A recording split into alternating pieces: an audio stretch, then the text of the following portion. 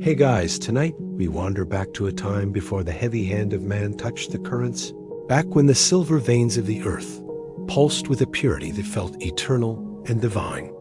Imagine yourself standing upon a bank of moss-covered stone, watching the moonlight fracture upon a surface so clear it seems like liquid glass, where every ripple tells a story of a world untouched by grime or greed.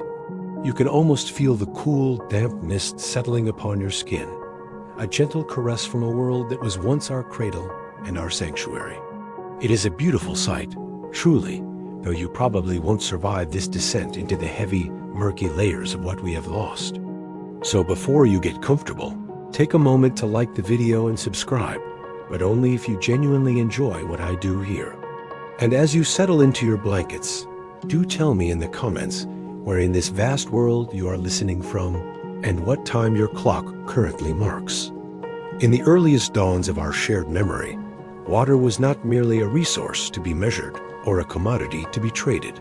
It was the very breath of the world itself, a sacred presence that moved through the valleys like a silent, shimmering deity. You can see it now in the mind's eye of the ancients, the way the first rains would strike the parched, cracked earth, turning the dust into a rich, dark loam that smelled of life and promise. There was no concept of pollution then, only the cycle of the sun and the moon, and the predictable descent of the dew upon the morning clover. To look upon a stream was to look upon the veins of a living God, an endless flow of vitality that required nothing from us but our reverence and our thirst. The rivers were the architects of our very existence, carving deep, winding paths through the landscape with a slow, deliberate patience that we have since forgotten in our hurried, mechanical age. You would follow these currents, tracing their movements as they meaninglessly bypassed the mountains, feeding the roots of the great forests and providing the only highway known to the wandering tribes. There was a profound simplicity in this relationship, a rhythmic heartbeat that dictated when one should plant, when one should harvest, and when one should retreat into the safety of the caves. The water did not demand much. It simply existed, a constant, cooling companion to the heat of the summer sun and the biting frost of the winter winds. To drink from a spring in those distant days was an act of profound communion, a direct connection to the subterranean mysteries that lay far beneath the feet of the heavy-footed wanderers. The water was cold, shockingly so, tasting of minerals and ancient stone, possessing a clarity that seemed to reflect the very soul of the earth. You could peer through the depths of a mountain pool and see every pebble, every tiny aquatic creature, every fragment of decaying leaf, all laid bare in a crystalline transparency that felt honest and unburdened. There was no hidden agenda in the water, no invisible poisons lurking in the shadows of the reeds, only the pure, unadulterated essence of survival. There was a certain peace in the way the heavy summer rains would descend, turning the world into a soft, gray blur where the boundaries between sky and earth seemed to dissolve entirely. You would sit under the broad leaves of an ancient oak, listening to the rhythmic drumming of the droplets, feeling the humidity rise like a warm breath from the forest floor. This was the era of the Great Hydration, where every cell and every living thing swelled with the abundance of a world that knew no drought, only the ebb and certainly of the seasonal tides. The water was a blanket, a nourishing shroud that kept the world moist, fertile, and perpetually renewed. We must remember, however, that even in this golden age of purity, there was an underlying sense of awe that bordered on terror. For even then, we knew the power held within the liquid depths. The same river that fed our crops could, with a sudden and violent shift in the mountain snowmelt, transform into a churning, muddy beast capable of swallowing whole villages in its path. We watched the water levels rise with a mixture of hope and dread, knowing that the very thing that gave us life possessed the strength to reclaim it without warning. It was a delicate balance, a dance between the provider and the destroyer, which we navigated with a profound respect for the limits of our own strength. The sounds of the water were the soundtrack to our ancestral lullabies, the gentle gurgle of a brook over smooth stones, The rhythmic lapping of a lake against a muddy shore, the distant, low roar of a waterfall echoing through a canyon. These sounds were not mere background noise. They were the language of the landscape, communicating the health of the forest and the coming of the storms. To sleep near the sound of running water was to be held in the arms of the earth itself, lulled into a deep, dreamless slumber by the most ancient and soothing of melodies. It was a time when the ears were attuned to the subtle shifts in the current's song. You can imagine the way the moonlight would dance upon the surface of a still pond, creating a fractured mosaic of silver and shadow that seemed to hold the secrets of the stars themselves. In those quiet hours, the water acted as a mirror, reflecting not just the sky, but our own primitive reflections, reminding us of our place within the vast, watery tapestry of the cosmos. There was no separation between the self and the environment. We were creatures of the moisture, shaped by the same hydrological forces that sculpted the valleys and smoothed the river stones. Our very biology was a testament to this ancient, inseparable bond with the element of life. The simplicity of our dependence made the water feel like an extension of our own bodies, as vital and as much a part of us as our own blood or the very air in our lungs. When the rains were late, we felt a collective thirst that was not just physical but spiritual, a hollow ache in the center of our being that only the return of the clouds could soothe. We looked to the heavens with an intensity that modern man can scarcely comprehend, searching for the first dark sign of a storm cloud on the horizon.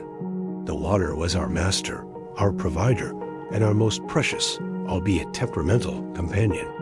There was a certain dignity in the way we treated the watering holes, guarding them as if they were the most sacred altars of an unspoken religion. To pollute a source was not merely a mistake. It was a transgression against the very foundation of community and survival. We understood instinctively that the health of the water was the health of the tribe, and that any blight upon the stream would eventually find its way into our own veins. This stewardship was born of necessity, but it grew into a profound cultural reverence that shaped our laws, our myths, and our very understanding of what it meant to live well. Yet, even as we basked in this era of primordial grace, the seeds of our eventual disillusionment were being sown by the very nature of the water's power. We began to notice the way certain shadows lingered in the deep pools, and how the strength of the flood could leave behind a residue of silt and decay that choked the life from the banks. The transition from reverence to fear was a slow, creeping process, much like the gradual accumulation of sediment in a slow-moving river. We were beginning to realize that the element which nurtured us also possessed the capacity for profound, unyielding destruction, setting the stage for a long and sorrowful history of broken trust with the very liquid that gave us birth. The weight of this realization would grow through the centuries, as we moved from being mere observers of the water's majesty to becoming its architects, and eventually its accidental poisoners. But for now, in this memory of the beginning, let us simply hold on to the image of the clear, cold stream, untouched by the heavy footsteps of industry, flowing endlessly through a world that was still whole, still pure, and still profoundly, beautifully alive. As the vast, unformed era of the primordial world began to settle into the structured patterns of early civilization, your focus shifts from the nameless currents of the earth to the rhythmic, life-giving heartbeat of the Nile. You can see it now, the great, winding artery of Egypt, a ribbon of emerald and sapphire draped across the sun-scorched sands of the desert, acting as the singular anchor for all that lived and breathed in this arid expanse. This was a time when the water was not an unpredictable force to be feared, but a dependable clock, a liquid metronome that dictated the very tempo of human existence. There was a profound sense of order, a feeling that the universe itself was operating in perfect alignment with the river's seasonal pulse. And as you stand upon its banks, you feel that same stability settling into your own bones. The arrival of the inundation, known to the ancients as Akhet, was not merely a seasonal event. It was a profound transformation of the landscape, a moment when the world seemed to be reborn from the silt and the sun. You can almost hear the distant, low murmur of the rising waters as they began to overflow their banks, creeping slowly, almost tenderly, into the dry depressions of the valley. There was no violence in this initial swelling, only a persistent, heavy presence that promised abundance to all who waited with patience. The heat of the Egyptian summer would intensify, yet it was tempered by the cool, moist breath of the rising river, creating an atmosphere that felt thick with the scent of wet earth and ripening life. This annual flood brought with it the greatest gift of all, the nutrient-rich, dark silt that transformed the parched red land of the desert into the fertile black land, or kemet, which would sustain generations for millennia. You can imagine the sight of this thick, chocolate-colored mud settling over the fields, a layer of precious silken treasure left behind by the receding waters. To the people of that time, this was not just mud. It was the very substance of divinity, a physical manifestation of the river's generosity. Every grain of this silt held the promise of a bountiful harvest, and every furrow plowed into its soft, damp surface felt like an act of faith in the continued kindness of the waters. The predictability of this cycle created a sense of temporal security that is almost impossible for us to grasp in our modern, fragmented era of instant gratification and chaotic weather patterns. Your life would be measured not by hours or minutes, and certainly not by the frantic ticking of a mechanical clock, but by the rising and falling of the river's level. There was a comforting certainty in knowing that when the star Sirius rose in the sky, the waters would follow, bringing with them the renewal of all things. This cosmic synchronization meant that humanity was never truly alone or adrift. We were part of a larger, rhythmic breathing of the planet itself, an eternal cycle of inhalation and exhalation. As the waters receded during the season of Pare, leaving behind wide, moist expanses of fertile ground, the work of civilization would begin in earnest, guided by the geometry of the river's retreat. You can see the farmers moving through the newly exposed fields, their tools carving precise lines into the dark earth, following the patterns established by the water's departure. This was the era when irrigation became an art form, as canals and small dikes were constructed to guide the precious moisture exactly where it is needed most. It was a period of collective labor and communal purpose, where the management of the river's bounty required every member of the community to work in unison, much like the very currents they sought to direct. The landscape itself became a complex, beautiful network of life, where the edges of the Nile were fringed with thickets of papyrus that swayed in the gentle breeze, providing both shelter and material for the people. You can hear the rustle of the reeds as birds darted between them, and see the hippopotamuses submerged in the shallows, their massive forms appearing only as dark, breathing mounds in the water. The river was a teeming metropolis of biodiversity, a vibrant ecosystem where every creature, from the smallest water beetle to the largest river predator, played its part in the grand, watery theater.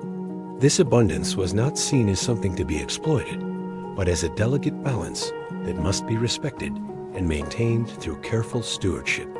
There was also a deep spiritual connection to this rhythm, as if the Nile were a god walking among men, personified in the figure of Hapi, the deity of the flood. To witness the rising waters was to witness a divine visitation, an act of grace that required no complex rituals other than gratitude and the careful maintenance of the river's banks. The people did not see themselves as masters of the water, but as its beneficiaries, living in a state of perpetual debt to the river's seasonal generosity. This humility shaped their entire worldview, fostering a culture of reverence for the natural forces that governed their survival and their very identity. In the heart of the settlements, the Nilometer's stone structures, designed to measure the height of the flood, stood as silent, watchful sentinels of this liquid destiny.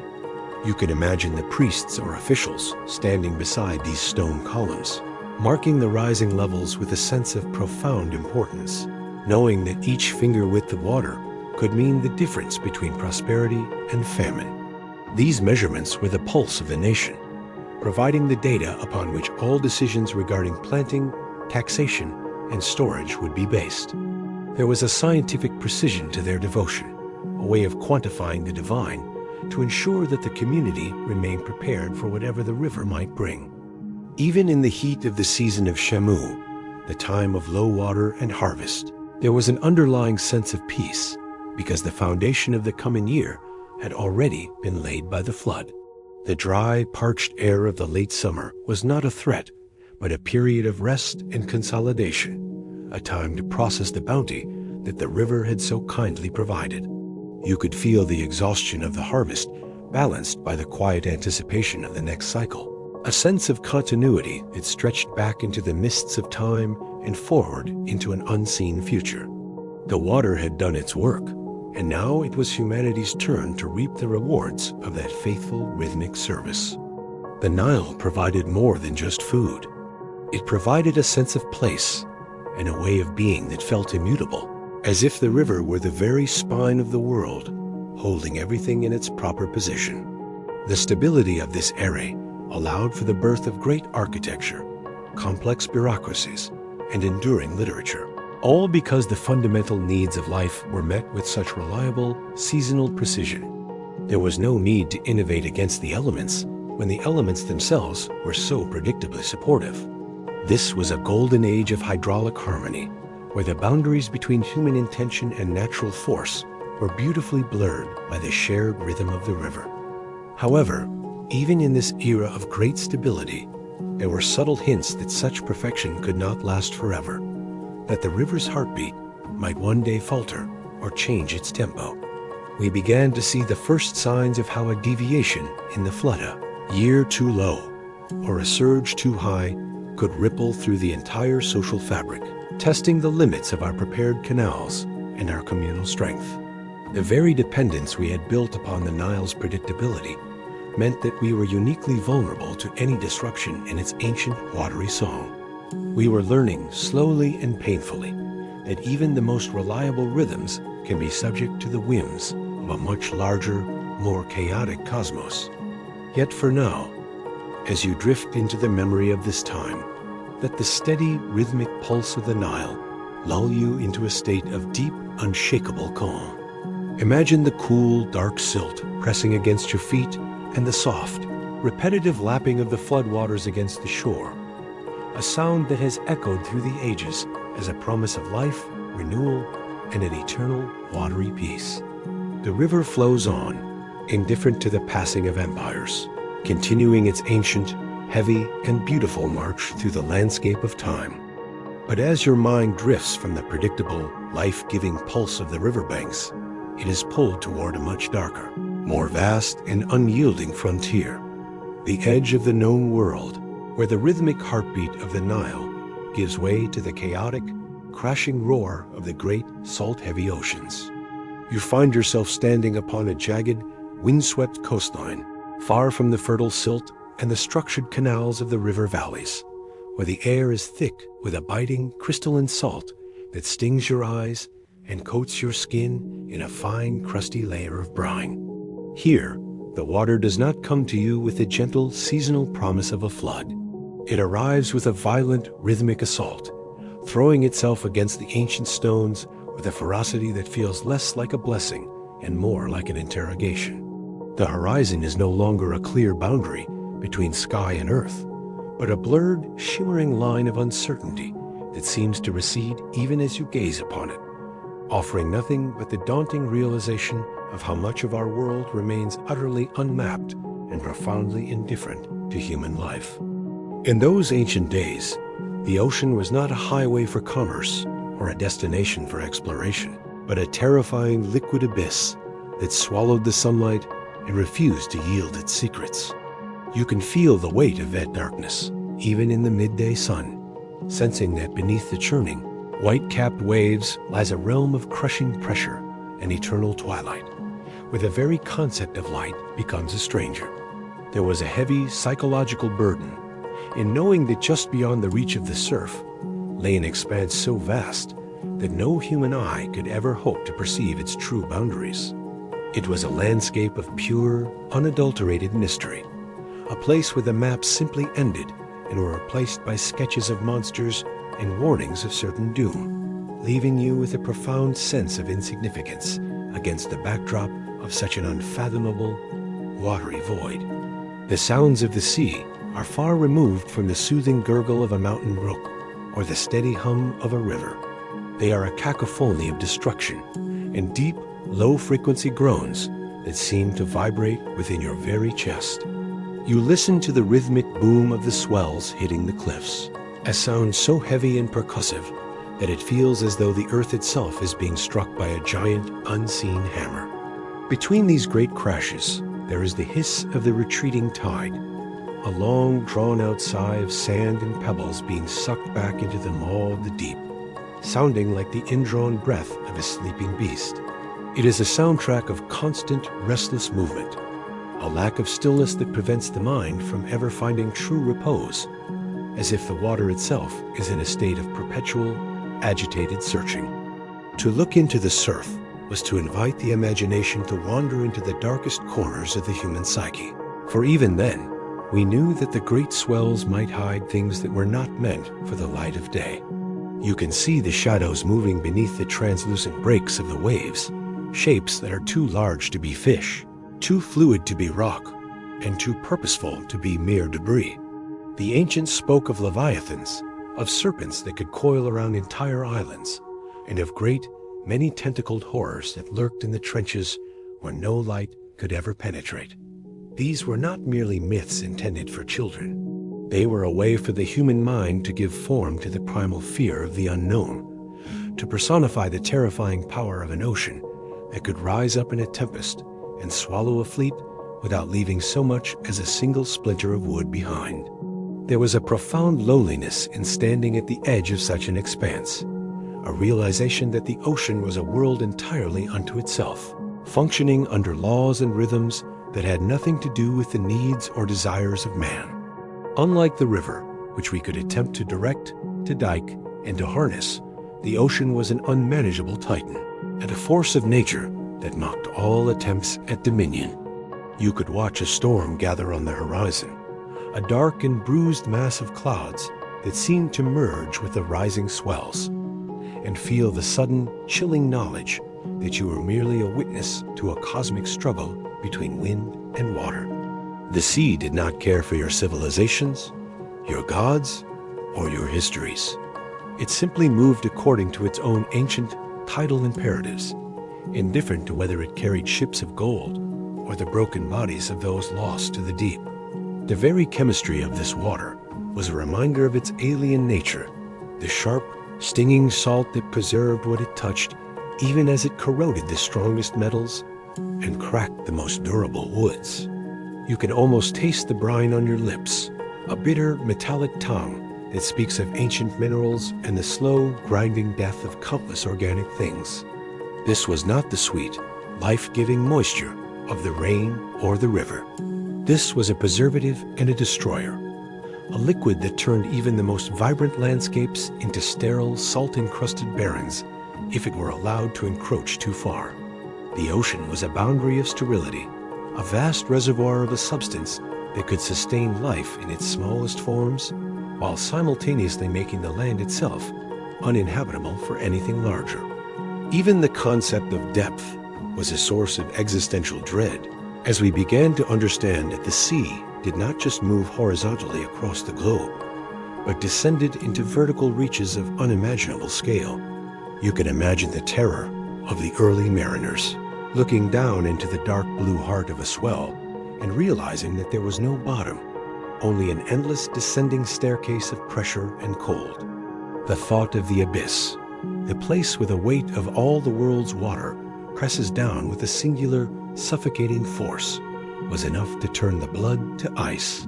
It was a realm of silence and stillness, yet it felt heavy with the presence of something lurking, something that existed in a state of permanent, unblinking awareness, far beneath the reach of any human thought.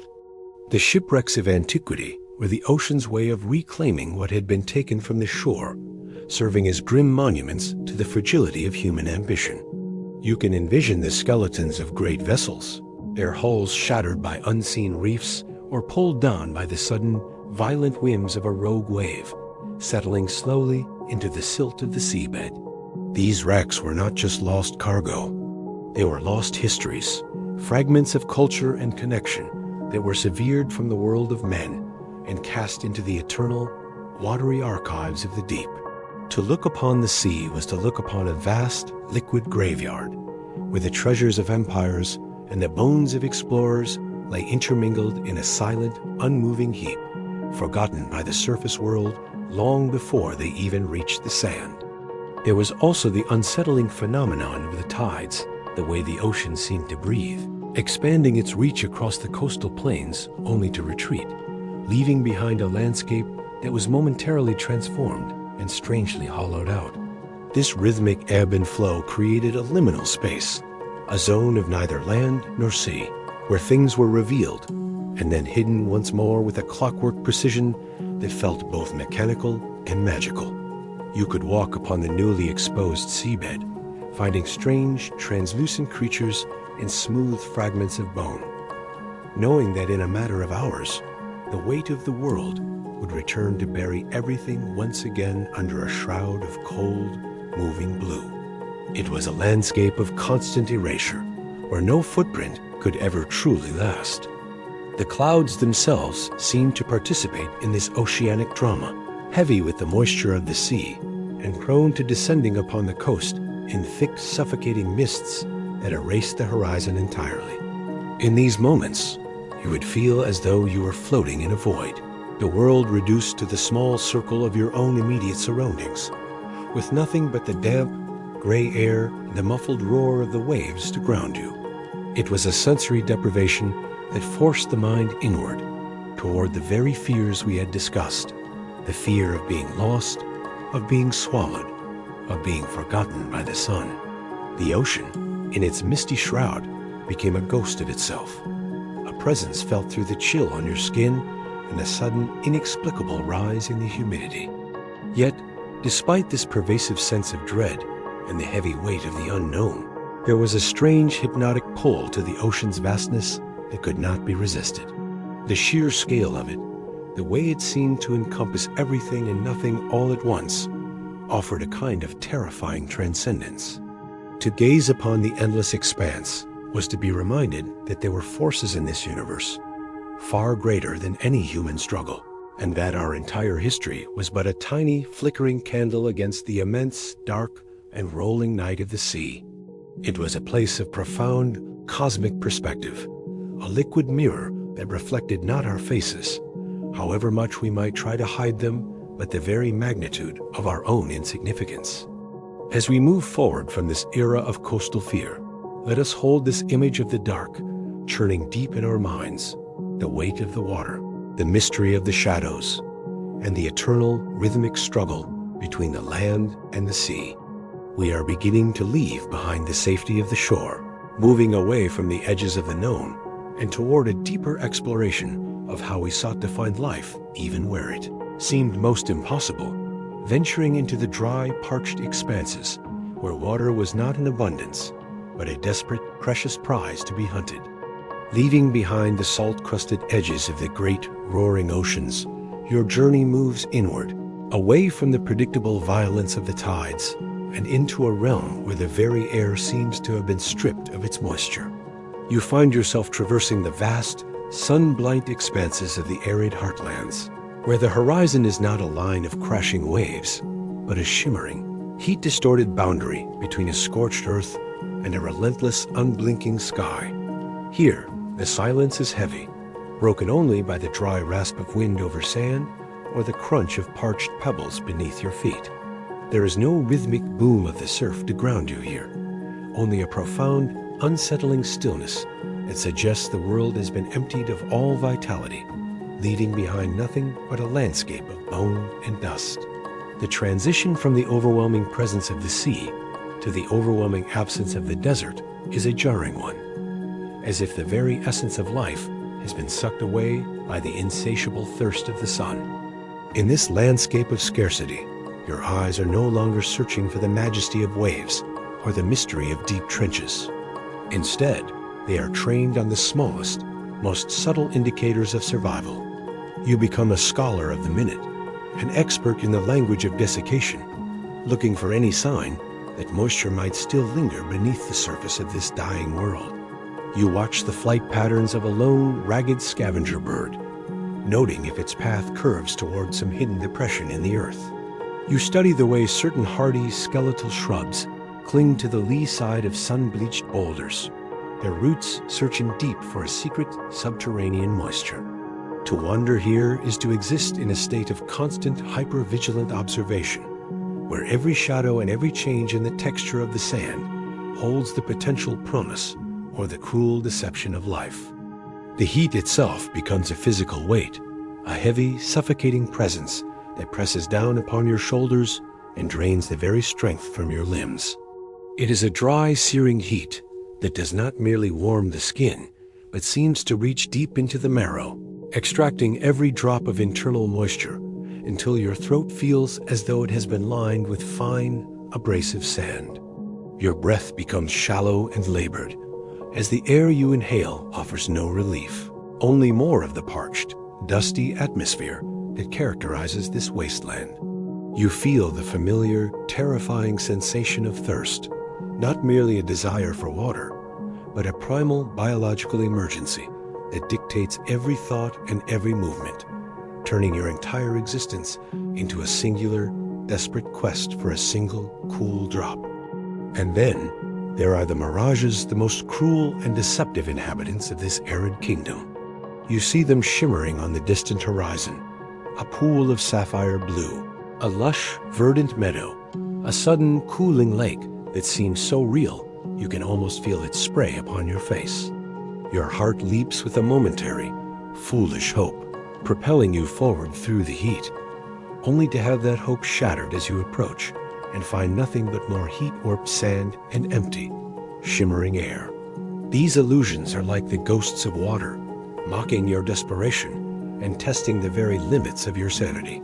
They are the desert's way of reminding you that in this realm, what you perceive is rarely the truth, and that the pursuit of the phantom can be just as deadly as the thirst itself. The psychological toll of this wandering is immense, for to live without the certainty of water is to live in a state of perpetual existential dread. Every step taken into the deep desert feels like a step further away from the world of the living and closer to an anonymous, sun-bleached death. You begin to lose the sense of time and direction, as the featureless landscape offers no landmarks, only a repetitive cycle of heat and dust. In these moments, the memory of the Nile or the ocean feels like a dream from another lifetime, a mythic era when water was in abundance rather than a miracle. The desert strips away your layers of civilization, leaving you with nothing but the most basic animalistic drive to find, to hold, and to protect the life-sustaining liquid that remains so elusive. But then, perhaps, you notice a change in the landscape, a subtle softening of the horizon, or a particular shade of gray in the distance that does not match the surrounding ochre. You see a cluster of trees, their leaves a slightly more vibrant green than the surrounding scrub, standing as a defiant sentinel against the encroaching wasteland. Your pulse quickens, and a flicker of something long dormant hope ignites within your chest. You move toward this anomaly with a cautious, trembling intensity, your eyes scanning for the tells of a hidden spring. The presence of certain insects, the way the ground seems slightly darker and more compacted, or the faint, almost imperceptible scent of dampness carried on a stray breeze. The discovery of an oasis is not merely a geographical find. It is a spiritual resurrection. As you descend into a low-lying basin or approach a shaded cleft in the canyon walls, the temperature suddenly drops, and the air takes on a heavy, humid quality that feels like a physical embrace. You find it a small, bubbling spring emerging from the base of an ancient rock formation, its water clear and cold, pooling in a shallow stone basin. The sight of this liquid, moving with its own quiet purpose through the dust, is more beautiful than any sunset or mountain range you have ever witnessed. It is the physical manifestation of hope, a small, defiant pocket of the primordial world that has managed to persist despite the crushing weight of the desert. The first taste of this water is an experience that defies description. It is not merely hydration, but a profound reconnection with the essence of life itself. As the cool liquid touches your parched lips and trickles down your throat, you feel it flowing through your veins, rehydrating your very cells, quenching the fire of thirst that has been consuming you from within. It is as if the water is washing away the dust of your journey, cleansing not just your body, but your very spirit. In that moment, the desert ceases to be an enemy and becomes a backdrop to this singular, miraculous event. The spring is a sanctuary, a sacred space where the struggle for survival momentarily gives way to a state of profound, revitalizing peace. Around this small, precious source, life begins to assemble in a vibrant, miniature ecosystem, creating a microcosm of the lush worlds you once knew. You see the way the water attracts the wanderers, the lizards that bask on the sun-drenched stones nearby, the insects that dance in the humid air above the pool, and even the larger animals that arrive in the quiet hours of the night to drink in safety. This tiny, verdant circle becomes a hub of activity, a small, pulsing heart within the vast, stagnant desert. The oasis is a testament to the tenacity of life, demonstrating that wherever water can find a way to persist, life will inevitably follow, weaving itself into a complex and beautiful tapestry of interdependence. The management of such a find requires a profound sense of stewardship, for in an arid land, the depletion of a single spring could mean the death of an entire community. The ancients understood this with a clarity that we have largely lost. They treated these watering holes not as resources to be exploited, but as sacred trusts to be guarded and preserved. There was a communal law regarding the use of the oasis, a way of ensuring that no one person's greed could rob the collective of their survival. This stewardship was born of the harsh reality of the landscape, but it also fostered a deep cultural reverence for the water, turning the simple act of drinking into a ritual of gratitude and communal respect. As you sit by the edge of this hidden pool, listening to the soft, rhythmic drip of water from a mossy rock, let the coolness of the memories settle over you. Imagine the sensation of damp earth beneath your fingertips and the profound, quiet joy of finding life in the most unlikely of places. The search for the spring is a metaphor for our own journey through the many droughts of existence, reminding us that even in the most barren of circumstances, there are hidden reservoirs of strength and renewal waiting to be discovered, if only we have the patience and the persistence to keep searching. But as you settle into the quiet peace of the oasis, the memory begins to shift once more, drifting away from the desperate search for life and toward the terrifying realization that the same element which sustains us can, with a sudden and unyielding ferocity, turn against us. You find yourself back near the familiar banks of a mountain stream, a place you once knew for its gentle, rhythmic gurgling and its crystalline clarity. But the atmosphere has changed. The air is heavy, not with the refreshing humidity of a spring, but with a thick, oppressive tension that precedes a great upheaval. The sky above the distant peaks has turned a bruised, sickly shade of purple, and a low, unnatural vibration has begun to thrum through the very soles of your feet, a deep frequency warning that the mountains are no longer merely sleeping, but are instead releasing something violent and unrestrained. This is the moment when the water ceases to be a companion and begins its transformation into a predator, as the peaceful currents you once loved start to swell with an inexplicable, heavy momentum. The first sign of the river's fury is not a sudden roar, but a subtle, unsettling change in the water's very composition, as the clarity you so cherished begins to dissolve into a murky, opaque brown. You watch, mesmerized and dread-filled, as the fine silken silt that once settled peacefully on the bed is churned up by an invisible, rising force, turning the stream into a thick, churning soup of earth and decay. The water no longer flows around the stones. It begins to buffet them, striking the smooth surfaces with a heavy, percussive thud that signals a massive increase in its density and weight. There is a sense that the river is no longer just liquid, but has become a moving mass of solid debris, a slurry of the landscape itself, being carried downstream by a force that cares nothing for the boundaries of the banks or the stability of the soil. Then comes the sound, a sound that does not enter through your ears so much as it invades your entire being, a low-frequency growl that starts as a distant murmur and rapidly escalates into a deafening, continuous roar. It is the sound of 1,000 grinding stones, the sound of ancient trees being snapped like dry twigs, and the sound of a landscape being forcibly rearranged by an unstoppable hydraulic engine. This is not the musical trickling of a brook or the rhythmic lapping of a lake. This is the sound of destruction, a primal, guttural scream of nature in revolt. The noise is so pervasive, so heavy, that it seems to drown out even your own thoughts, leaving you with nothing but the raw, sensory experience of a world being torn apart by its own lifeblood. As the surge progresses, you witness the arrival of the river's teeth, the massive, uprooted trunks of ancient oaks, and the jagged boulders that have been dislodged from the high canyons, all propelled by the relentless momentum of the flood. These are not merely floating objects.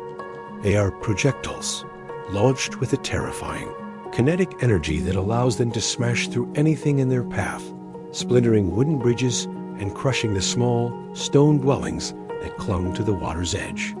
You see the way the current captures these heavy masses and uses them as battering rams, further eroding the banks and widening the river's maw, as if the water is actively trying to consume the very land it once nourished. The landscape you thought was permanent is being erased in real muddy strokes, replaced by a chaotic, swirling mess of wreckage and silt. The sheer weight of the rising water becomes a palpable presence, a physical pressure that seems to push against the very air around you, making every breath feel heavy and labored. You can see the way the floodwater rises with a slow, inexorable determination, swallowing the low-lying meadows, drowning the riverside thickets, and turning the familiar paths of your ancestors into unrecognizable underwater labyrinths. There is no way to negotiate with this rising tide. It does not respect boundaries. It does not recognize property, and it shows no mercy to the weak or the prepared. The water is simply reclaiming its space, expanding its dominion with a singular, mindless purpose that leaves behind a trail of devastation and a profound sense of human vulnerability. The smell of the flood is another sensory assault, a pungent, overwhelming odor of wet, disturbed earth mixed with the sudden, sharp scent of decaying organic matter brought down from the mountains. As the surge pulls up everything in its path, dead leaves, fallen branches, trapped animals, and the very topsoil itself, it releases a concentrated essence of rot and upheaval that hangs heavy in the humid air.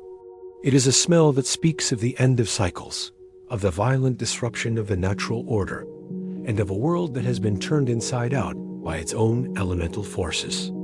This scent clings to your skin and clothes, a grim reminder that you are standing in the presence of a force that is both ancient and utterly indifferent to the survival of the living.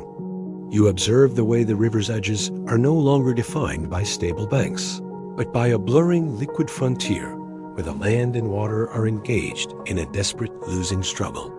The erosion is rapid and violent.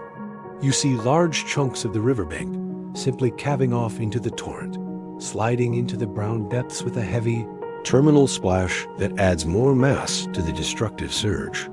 This loss of structural integrity is perhaps the most terrifying aspect of the flood, for it means that the very ground upon which we build our lives is fundamentally unstable when the water decides to reclaim its territory.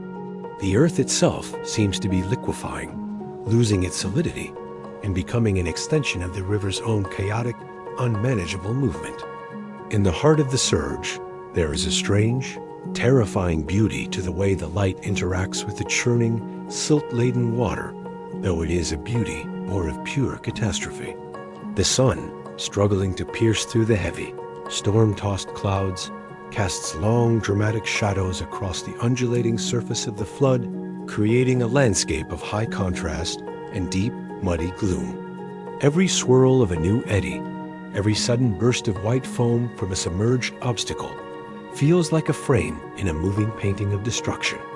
It is an aesthetic of chaos, a visual representation of energy being released without restraint, reminding us that even in the most horrific displays of natural power, there is a terrifying mathematical precision to the way physics governs the flow of the world.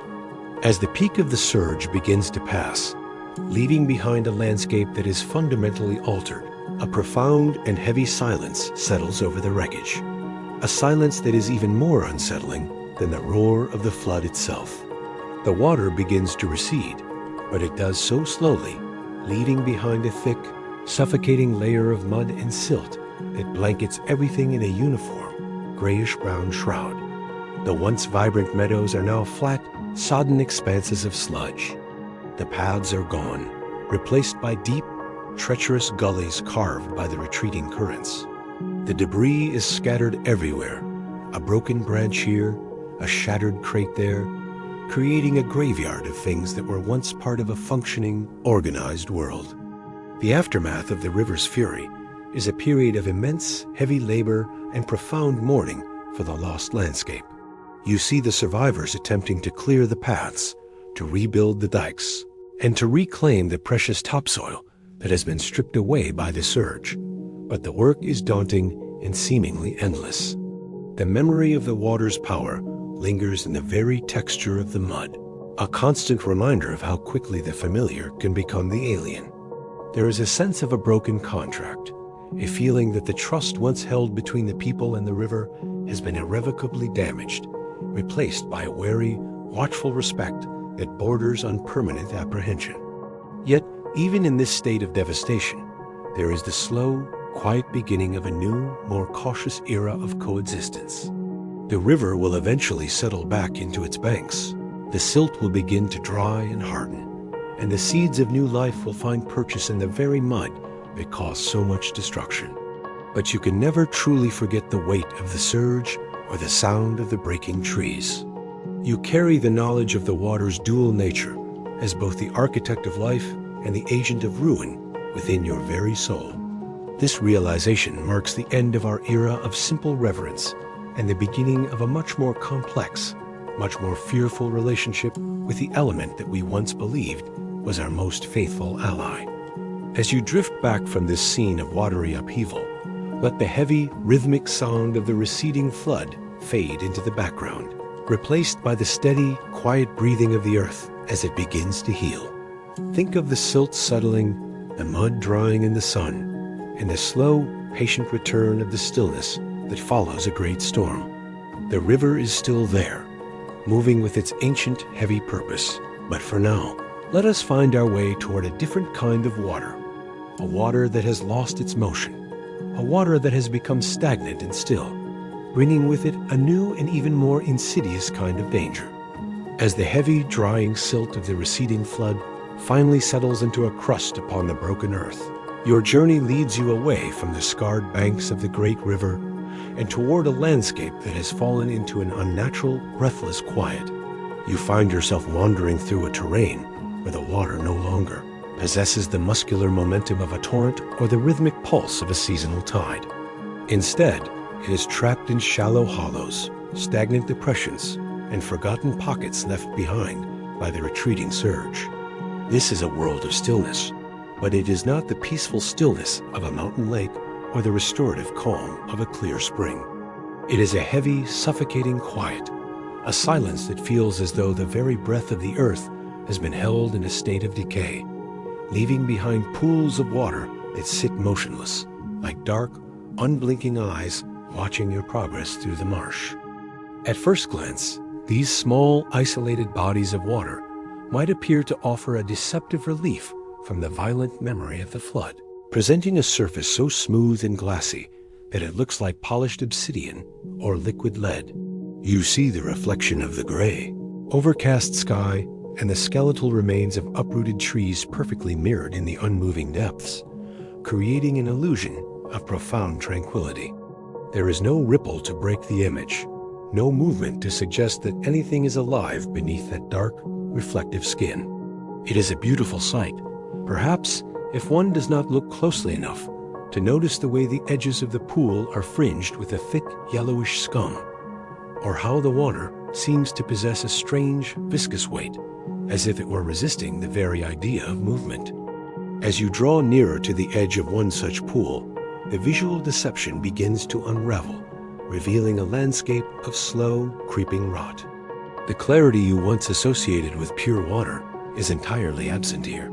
In its place is a murky, opaque substance that seems more like a liquid sludge than a life-giving element. You observe the way thick mats of algae have spread across the surface, forming a vibrant but sickly green blanket that chokes the sunlight from reaching the depths below. This verdant layer, while appearing lush from a distance, is actually a suffocating shroud, trapping heat and organic matter in a closed system where oxygen is slowly being depleted. The water does not breathe. It merely ferments, undergoing a slow chemical transformation into something heavy, dark, and fundamentally alien to the living world. Then there is the scent, a subtle, creeping arrival of an odor that is far more unsettling than the raw, muddy stench of the flood. It is not the sharp, overwhelming smell of fresh destruction, but a sickly sweet, sulfurous aroma that clings to the damp air and settles in the back of your throat. It is the smell of fermentation, of organic matter-fallen leaves, dead insects, drowned rodents slowly breaking down in an environment devoid of oxygen. This scent tells a story of a world turning inward upon itself, where the cycle of life has stalled and been replaced by a cycle of decomposition. It is a heavy, cloying smell that speaks of things being lost to the muck, not through sudden violence, but through a slow, inexorable descent into the mire.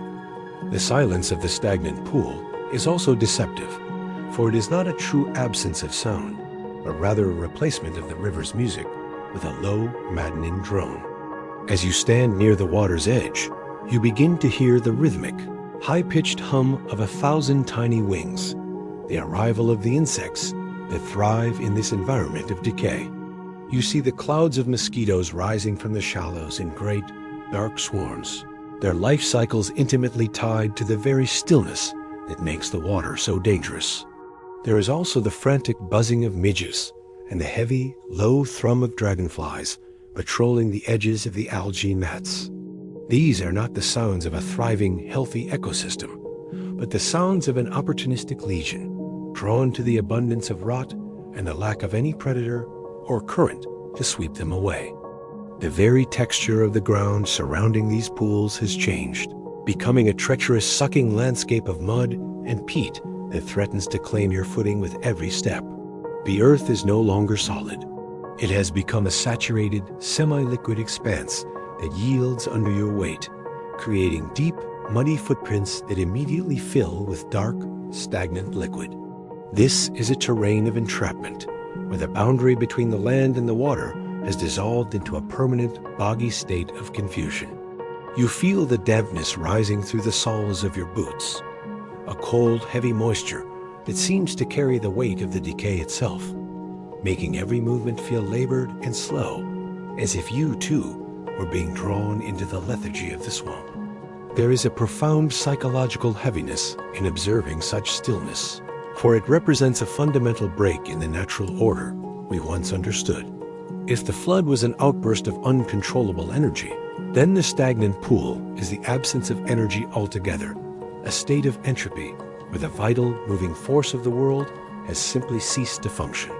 To look upon these pools is to witness a landscape in the process of surrender, where the elements are no longer interacting through motion and change, but are instead settling into a permanent, lifeless stasis. It is a loss of the pulse we spoke of during the era of the Nile. Here, the heartbeat of the world has slowed to a nearly imperceptible crawl, leaving behind only the heavy, rhythmic drip of moisture from the overhanging reeds. You begin to realize that the danger of this water lies precisely in its invisibility. Unlike the raging torrent that announces its presence with a roar, the stagnant pool hides its true nature beneath a calm, unmoving facade. The threats here are microscopic, an invisible war of bacteria and pathogens occurring in the dark, oxygen-starved depths of the muck. You cannot see the microbes multiplying in the warmth of the sun, You cannot see the way the water is becoming a reservoir for unseen ailments. This lack of visibility creates a sense of profound distrust in the landscape. You can no longer rely on your senses to warn you of impending peril, as the most significant changes are happening at a scale far beneath the threshold of human perception.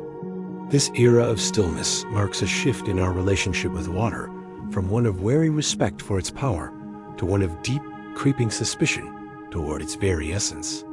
We have moved from fearing what the water can do to us to fearing what the water might be carrying within itself. The water is no longer a visible enemy to be avoided or a predictable provider to be managed. It has become a silent, lurking carrier of uncertainty. Every small, dark puddle becomes a question mark. Every shaded bog, a potential source of unseen corruption. The trust we once held for the fundamental purity of the Earth's moisture is being eroded, layer by layer, just as the edges of these pools are being eaten away by the creeping algae. As you move through this landscape of rot and insect drones, the memory of the clear mountain stream feels like a fading dream from a much safer age. The world is becoming more complex, more layered with hidden dangers that require more than just physical strength to navigate. They require a new kind of vigilance, an ability to look beneath the surface of things. We are learning that the absence of movement does not mean the absence of change, and that the most profound transformations often occur in the quietest, most overlooked corners of our world. The transition from the loud destruction of the flood to the quiet decay of the pond is a precursor to a much larger, more systemic shift in how water would eventually become a vector for widespread catastrophe. Let the heavy, humid air of this marshland settle around you now, and let the slow, rhythmic buzzing of the insects lull you into a state of wary introspection. Think of the stillness of the pool, the weight of the algae, and the unseen life teeming in the dark, sunless depths. As we move forward from this era of stagnation, we shall see how these small, localized pockets of decay began to find their way into the very arteries of human civilization, turning our greatest triumphs of water management into the most devastating conduits for disease. The creeping, stagnant decay of the isolated marshlands you just witnessed did not remain confined to those lonely, sun-bleached depressions. Instead, it found a way to seep into the very heart of human civilization, infiltrating the much more complex and crowded networks of our growing settlements. As humanity began to gather in larger numbers, constructing permanent dwellings and sophisticated systems of communal water usage, we inadvertently created a perfect, interconnected highway for the unseen terrors we had only begun to suspect. You can imagine the transition, the slow, heavy seepage of contaminated moisture from a nearby swamp, or an overflowing cesspit finding its way into the shallow wells that served entire neighborhoods. The danger was no longer localized to a single visible pool.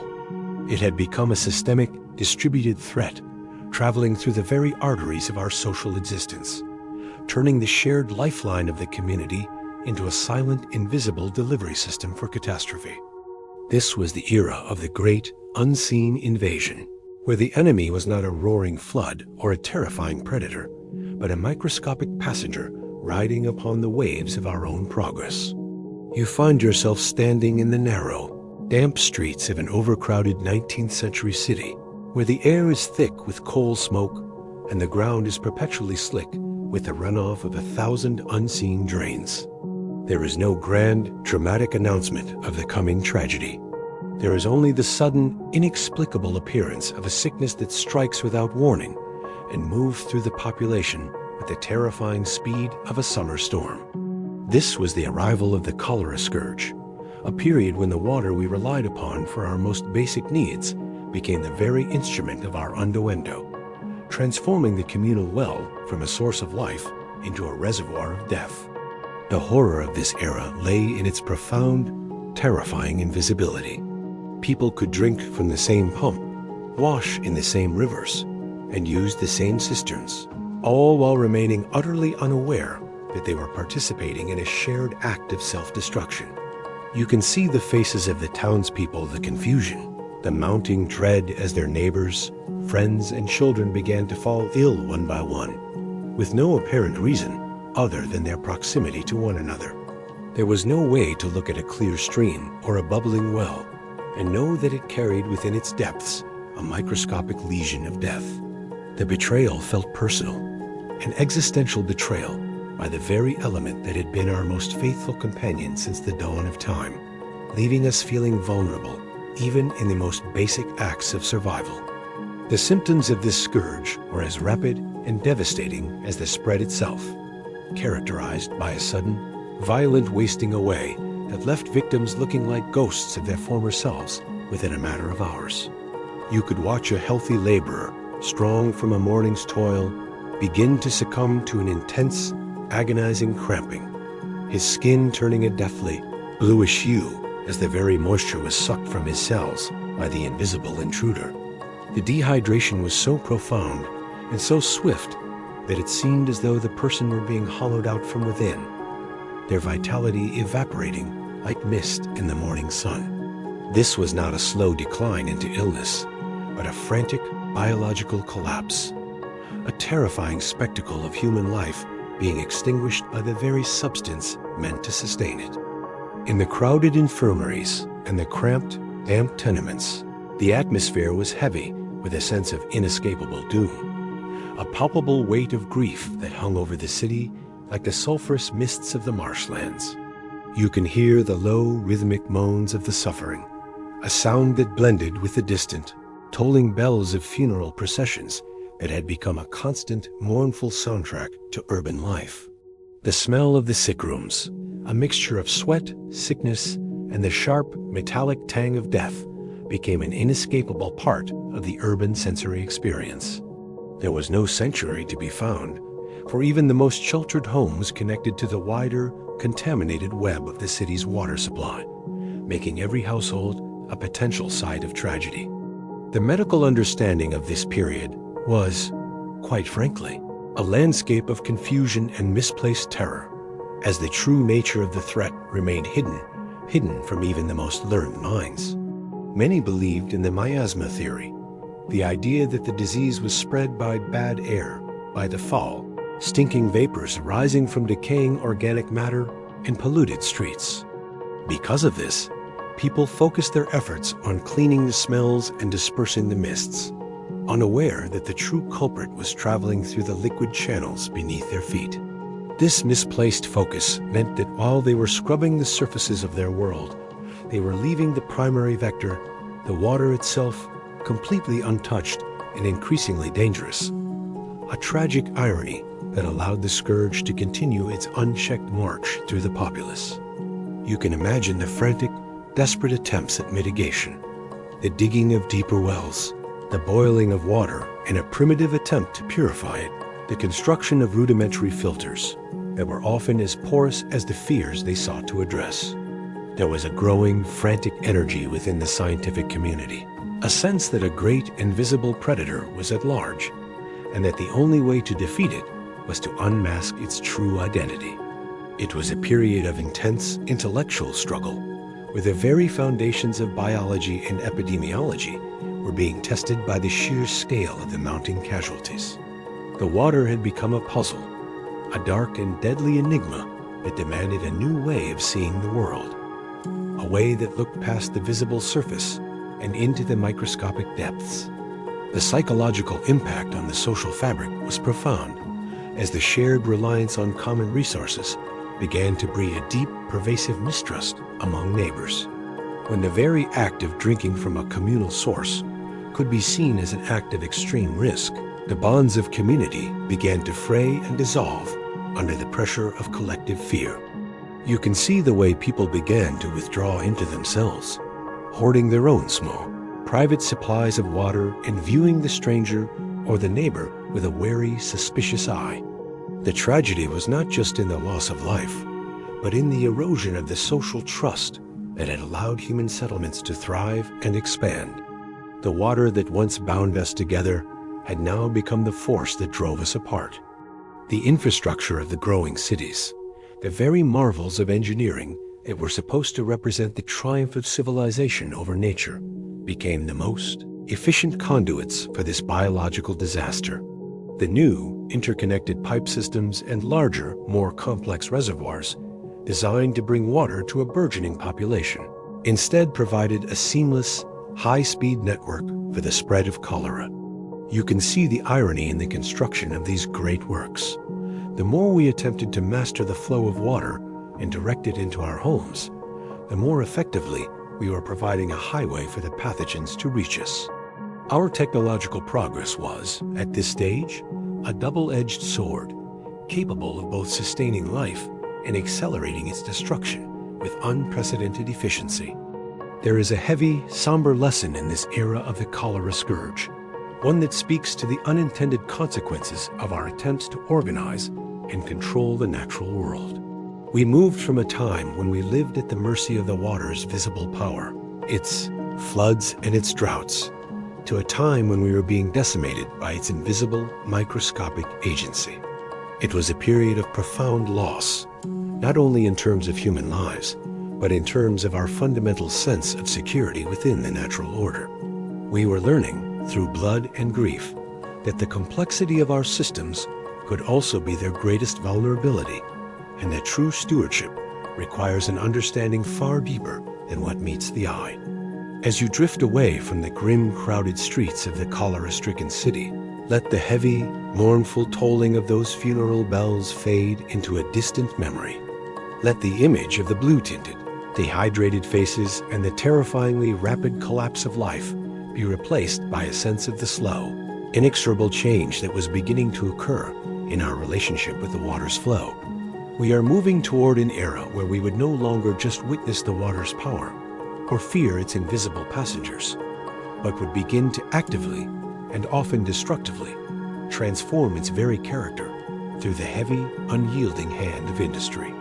The invisible terror of the cholera epidemic had already begun to fracture our trust in the water, but what followed was a transformation that would turn that mistrust into a profound and irreversible alienation.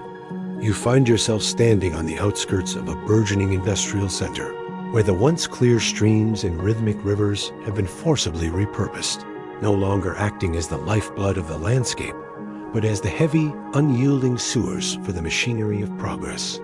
The transition is not subtle. It is a violent, mechanical imposition upon the natural world, where the liquid veins of the earth are being clogged with the thick, oily residue of 1,000 hungry furnaces. You watch as the water, once capable of reflecting the very stars, becomes an opaque, churning sludge, so heavy with industrial byproduct that it seems to possess a life or perhaps a death of its own. The rivers have become industrialized arteries, but instead of carrying nutrients and vitality, they are now transporting the dark, concentrated waste of an era that views nature as nothing more than a convenient disposal site. The landscape around you has been fundamentally reconfigured by the arrival of the great, ironclad factories, their massive chimneys rising like blackened, skeletal fingers into a sky perpetually choked with coal smoke. These structures are built precisely where they can most efficiently exploit the river's power, tapping into its flow to drive water wheels and steam engines. Yet in doing so, they have turned the very source of their energy into a receptacle for their filth. You see the great, gaping mouths of drainage pipes protruding from the stone embankments, vomiting forth a continuous rhythmic stream of dark, viscous liquid into the main current. There is no pause in this discharge. It is a relentless, mechanical heartbeat of waste, a constant infusion of chemical and organic refuse that never ceases, even as the night falls or the seasons change. The river has lost its autonomy. It is now merely an extension of the factory floor, a moving conveyor belt of industrial effluent. The color of the water has undergone a terrifying metamorphosis, shifting from the crystalline blues and muddy browns of old into a spectrum of unnatural, sickly hues. Depending on which mill or tannery is discharging its bounty at that particular moment, the river might run a deep, bruised purple, a toxic, neon green, or a heavy, ink black that seems to absorb all light. You can see the oily, iridescent sheen spreading across the surface. A rainbow of chemical pollutants that mocks the natural beauty of the sun's reflection with a shimmering coat of petroleum and heavy metals. This is not the colorful vitality of a blooming meadow, but the chromatic warning of a poisoned ecosystem, a visual testament to the profound chemical alteration of the world's most precious resource. The water has become a liquid canvas for the excesses of human industry, painted in the pigments of decay and toxic waste. As you observe these changes, the very texture of the river becomes unsettlingly thick and heavy, losing the fluid grace of a natural current and taking on the sluggish, viscous quality of molten tar. The water does not ripple so much as it undulates, moving with a slow, labored momentum that suggests an immense, hidden weight within its depths. This density is caused by the sheer accumulation of particulate matter soot, ash, fine metal shavings, and organic sludge that has settled into a permanent, suspended state within the flow. To look upon the river is to see something that has lost its fundamental identity as water. It has become a liquid solid, a moving mass of debris that feels more like an encroaching geological event than a biological necessity. The river's ability to cleanse itself through motion has been neutralized by the sheer volume and weight of the waste being forced into its banks. The loss of life in these industrialized arteries is both sudden and absolute, as you witness the once teeming aquatic populations simply vanishing, replaced by a desolate, watery wasteland. You look for the flash of silver from a rising trout or the slow movement of a crayfish beneath a stone, but you find only the silent, drifting carcasses of creatures that could not survive the chemical onslaught. The fish do not merely die. They are effectively erased, their very habitats rendered uninhabitable by the plummeting oxygen levels and the acidic bite of industrial runoff. There is a profound, hollow silence in the water where there should be the bustle of life, leaving behind a graveyard of scales and bone that is slowly being buried under layers of new, dark silt. The river has been stripped of its role as a cradle of biodiversity and has been reduced to a sterile, unidirectional conduit for waste. The smell of this era is perhaps its most defining and revolting characteristic, a heavy, suffocating atmosphere that combines the sharp, metallic tongue of ironworks with the sulfurous rot of chemical processing. It is a scent that does not merely drift on the breeze, but seems to hang in the air like a physical weight, clinging to the damp stone walls of the factories and the very clothes on your back.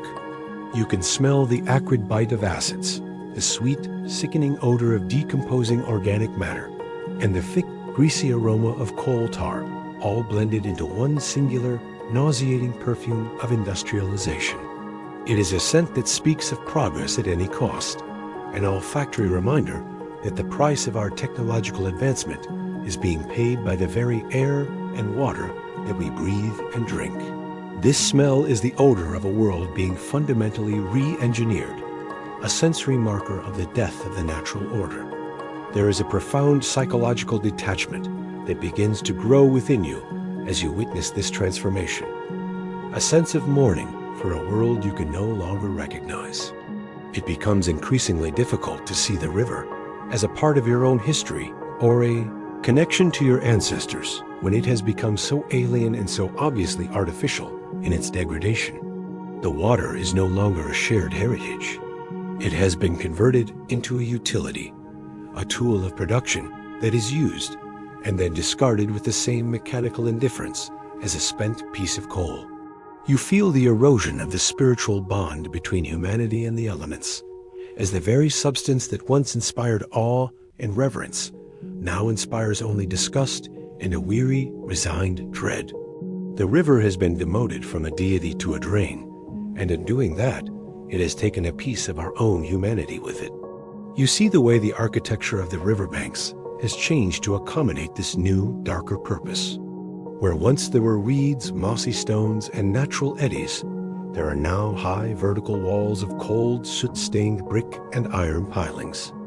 These structures are designed to contain, to direct, and to facilitate the efficient dumping of waste, leaving no room for the natural, meandering processes of a healthy river system.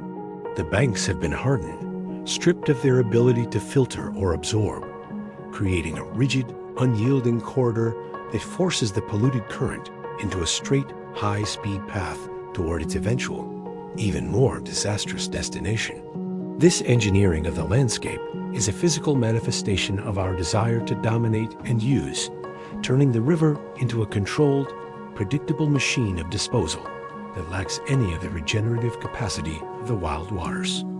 The sheer scale of the pollution is so vast that it begins to feel as though the entire concept of nature is being overwritten by the concept of industry.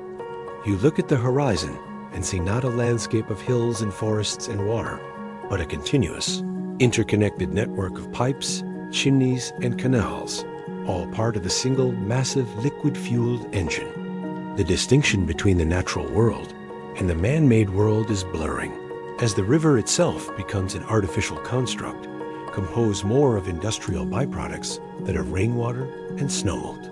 This is the era of the great blackening of the earth, where the biological and the mechanical are being fused together in a dark, toxic union that threatens to overwhelm the very foundations of life on this planet. Yet even amidst this overwhelming sense of decay and industrial intrusion, there is an underlying tension, a feeling that we are pushing these systems toward a breaking point. The rivers can only carry so much. They can only be transformed into sewers for so long before the sheer volume of waste begins to threaten not just the water itself, but the very cities and factories that are feeding it. There is a growing heavy pressure in the atmosphere, a sense that the poisoned arteries of our civilization are becoming clogged, and that the consequences of this period of unchecked liquid destruction are about to manifest in a way that even the most powerful industrial empire cannot ignore.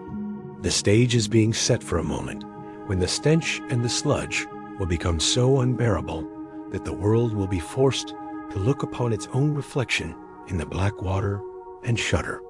As you move away from the dark, churning heart of the industrial river, let the heavy, metallic scent of the factories fade into the distance, replaced by a sense of the looming, inevitable confrontation with the consequences of our progress. Think of the blackened piers, the oily sheen on the water, and the silent, dead reaches of the stream. We are moving toward an era where the visible pollution we have created will accumulate into something so vast, so overwhelming, and so profoundly stinking that it will define the very identity of our greatest cities.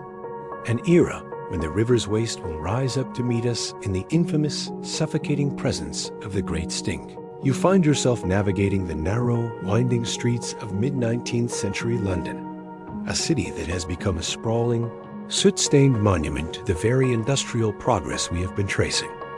The summer of 1858 is not merely a season of heat.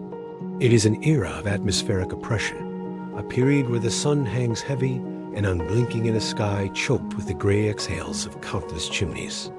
As you walk through the labyrinthine alleys, the air feels thick, almost liquid, as if the humidity itself has become saturated with the particulate matter of coal and bone.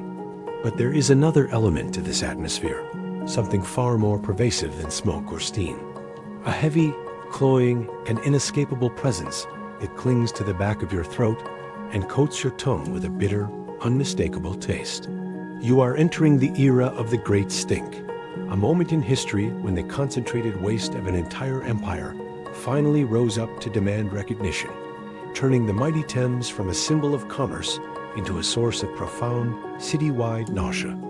The Thames, that great, winding artery that had once been the pride of the English crown, had become something far more grotesque, slow-moving, black, and pulsing sludge of human and industrial excrement. Because of the extreme heat wave, the river's volume had receded, leaving behind a concentrated, stagnant soup that was no longer behaving like water at all, but like a thick, fermenting organic mass. The tidal movement of the river, which once helped to flush the city's refuse out to sea, had become a mechanism for merely churning the filth, swirling the contents of thousands of cesspools and factory drains into a single, unified, and nauseating broth. You can see it from the bridges, a dark, oily, and bubbling substance that seems to heave with the effort of its own decomposition, a liquid so heavy with particulate matter that it appears almost solid in its sluggishness. The smell is not merely an odor. It is a physical assault, a sensory invasion that defies the boundaries of distance and architecture. As you approach the riverbanks, the scent hits you like a blunt instrument, a wave of sulfurous rot-filled air that seems to possess its own weight and momentum. It is a complex layered catastrophe of an aroma, the sharp, acidic bite of industrial chemicals, the sweet, sickly stench of decaying organic matter, and the heavy, fecal musk of millions of tons of untreated sewage. This is not a scent that you simply breathe in. It is a scent that you inhabit, a pervasive fog that penetrates even the most tightly sealed windows and settles into the very fabric of your clothing. It feels as though the atmosphere has become a medium for the river's decay, turning every breath into an act of endurance. You can witness the profound desperation of a city trying to shield itself from its own geography. In the grander houses and the more affluent districts, people are frantically soaking heavy curtains in chloride of lime, hoping that the chemical astringent might neutralize the invisible tide of stench that is creeping through their hallways. There is a frantic, almost religious intensity to this attempt at purification, a belief that if they can only mask the smell, they can reclaim their sense of civilization. Yet, even as the white powder falls like snow upon the windowsills, the heaviness remains, a reminder that the source of the corruption is too vast and too deeply integrated into the city's very structure to be ignored or hidden behind a veil of chemicals. The political heart of the empire was not spared this olfactory siege. Indeed, it was the primary target of the river's fury. You can imagine the scenes within the halls of Parliament, where the most powerful men in the world found themselves physically unable to conduct the business of state because the very air they breathed was saturated with the Thames's rot.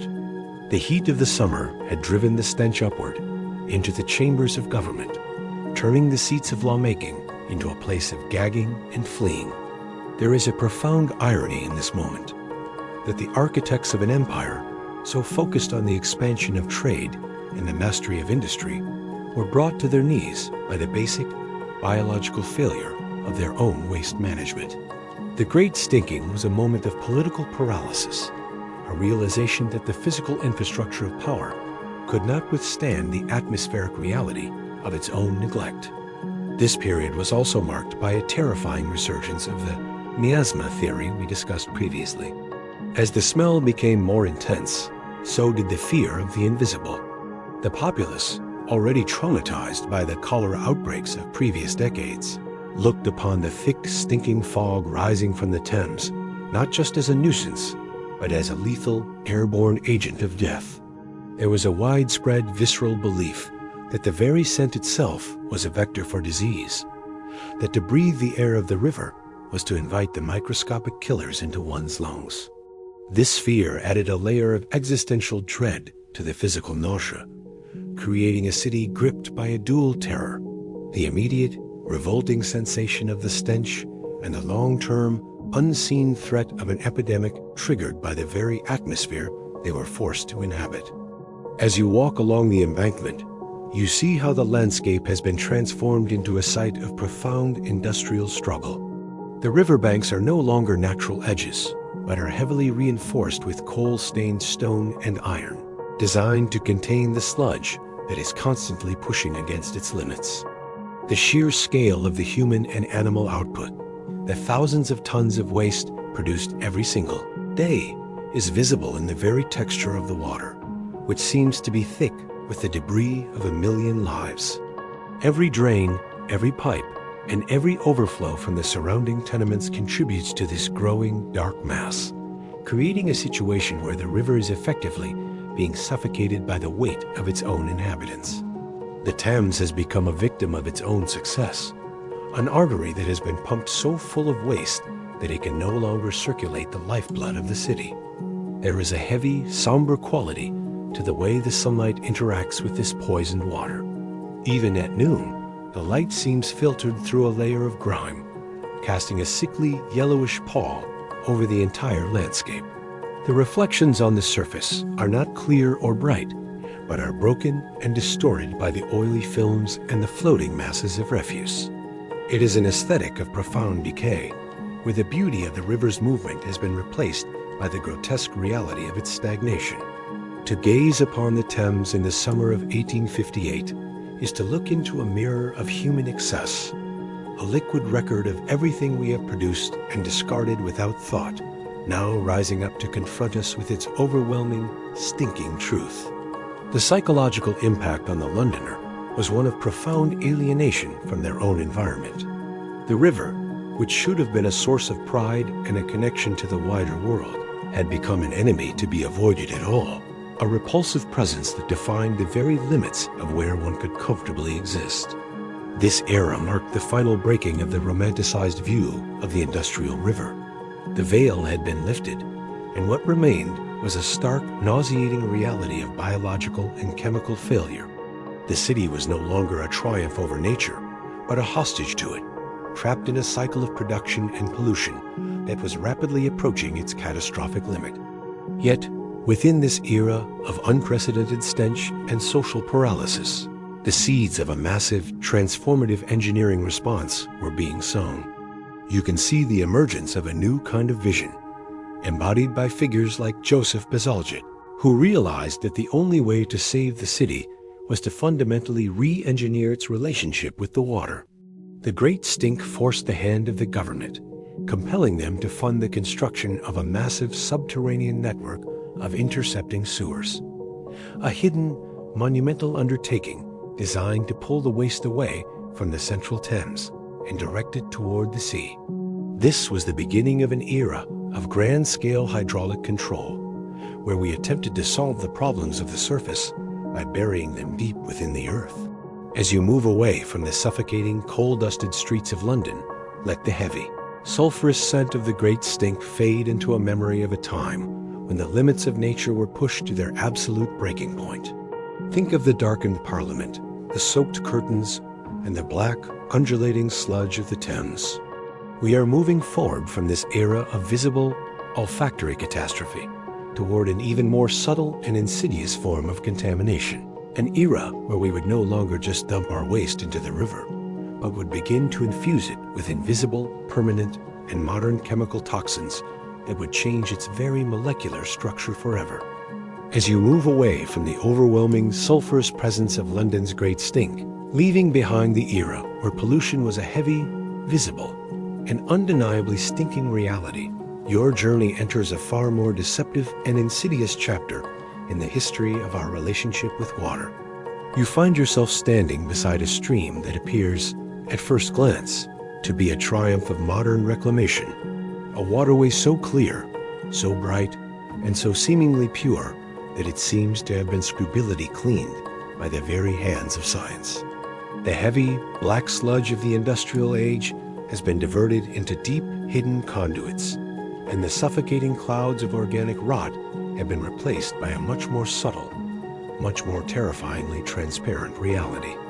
This is the era of chemical infusion, a period where the water has lost its ability to signal its own corruption through scent or sight, becoming instead a liquid vessel for an invisible molecular invasion that defies the ancient senses of man.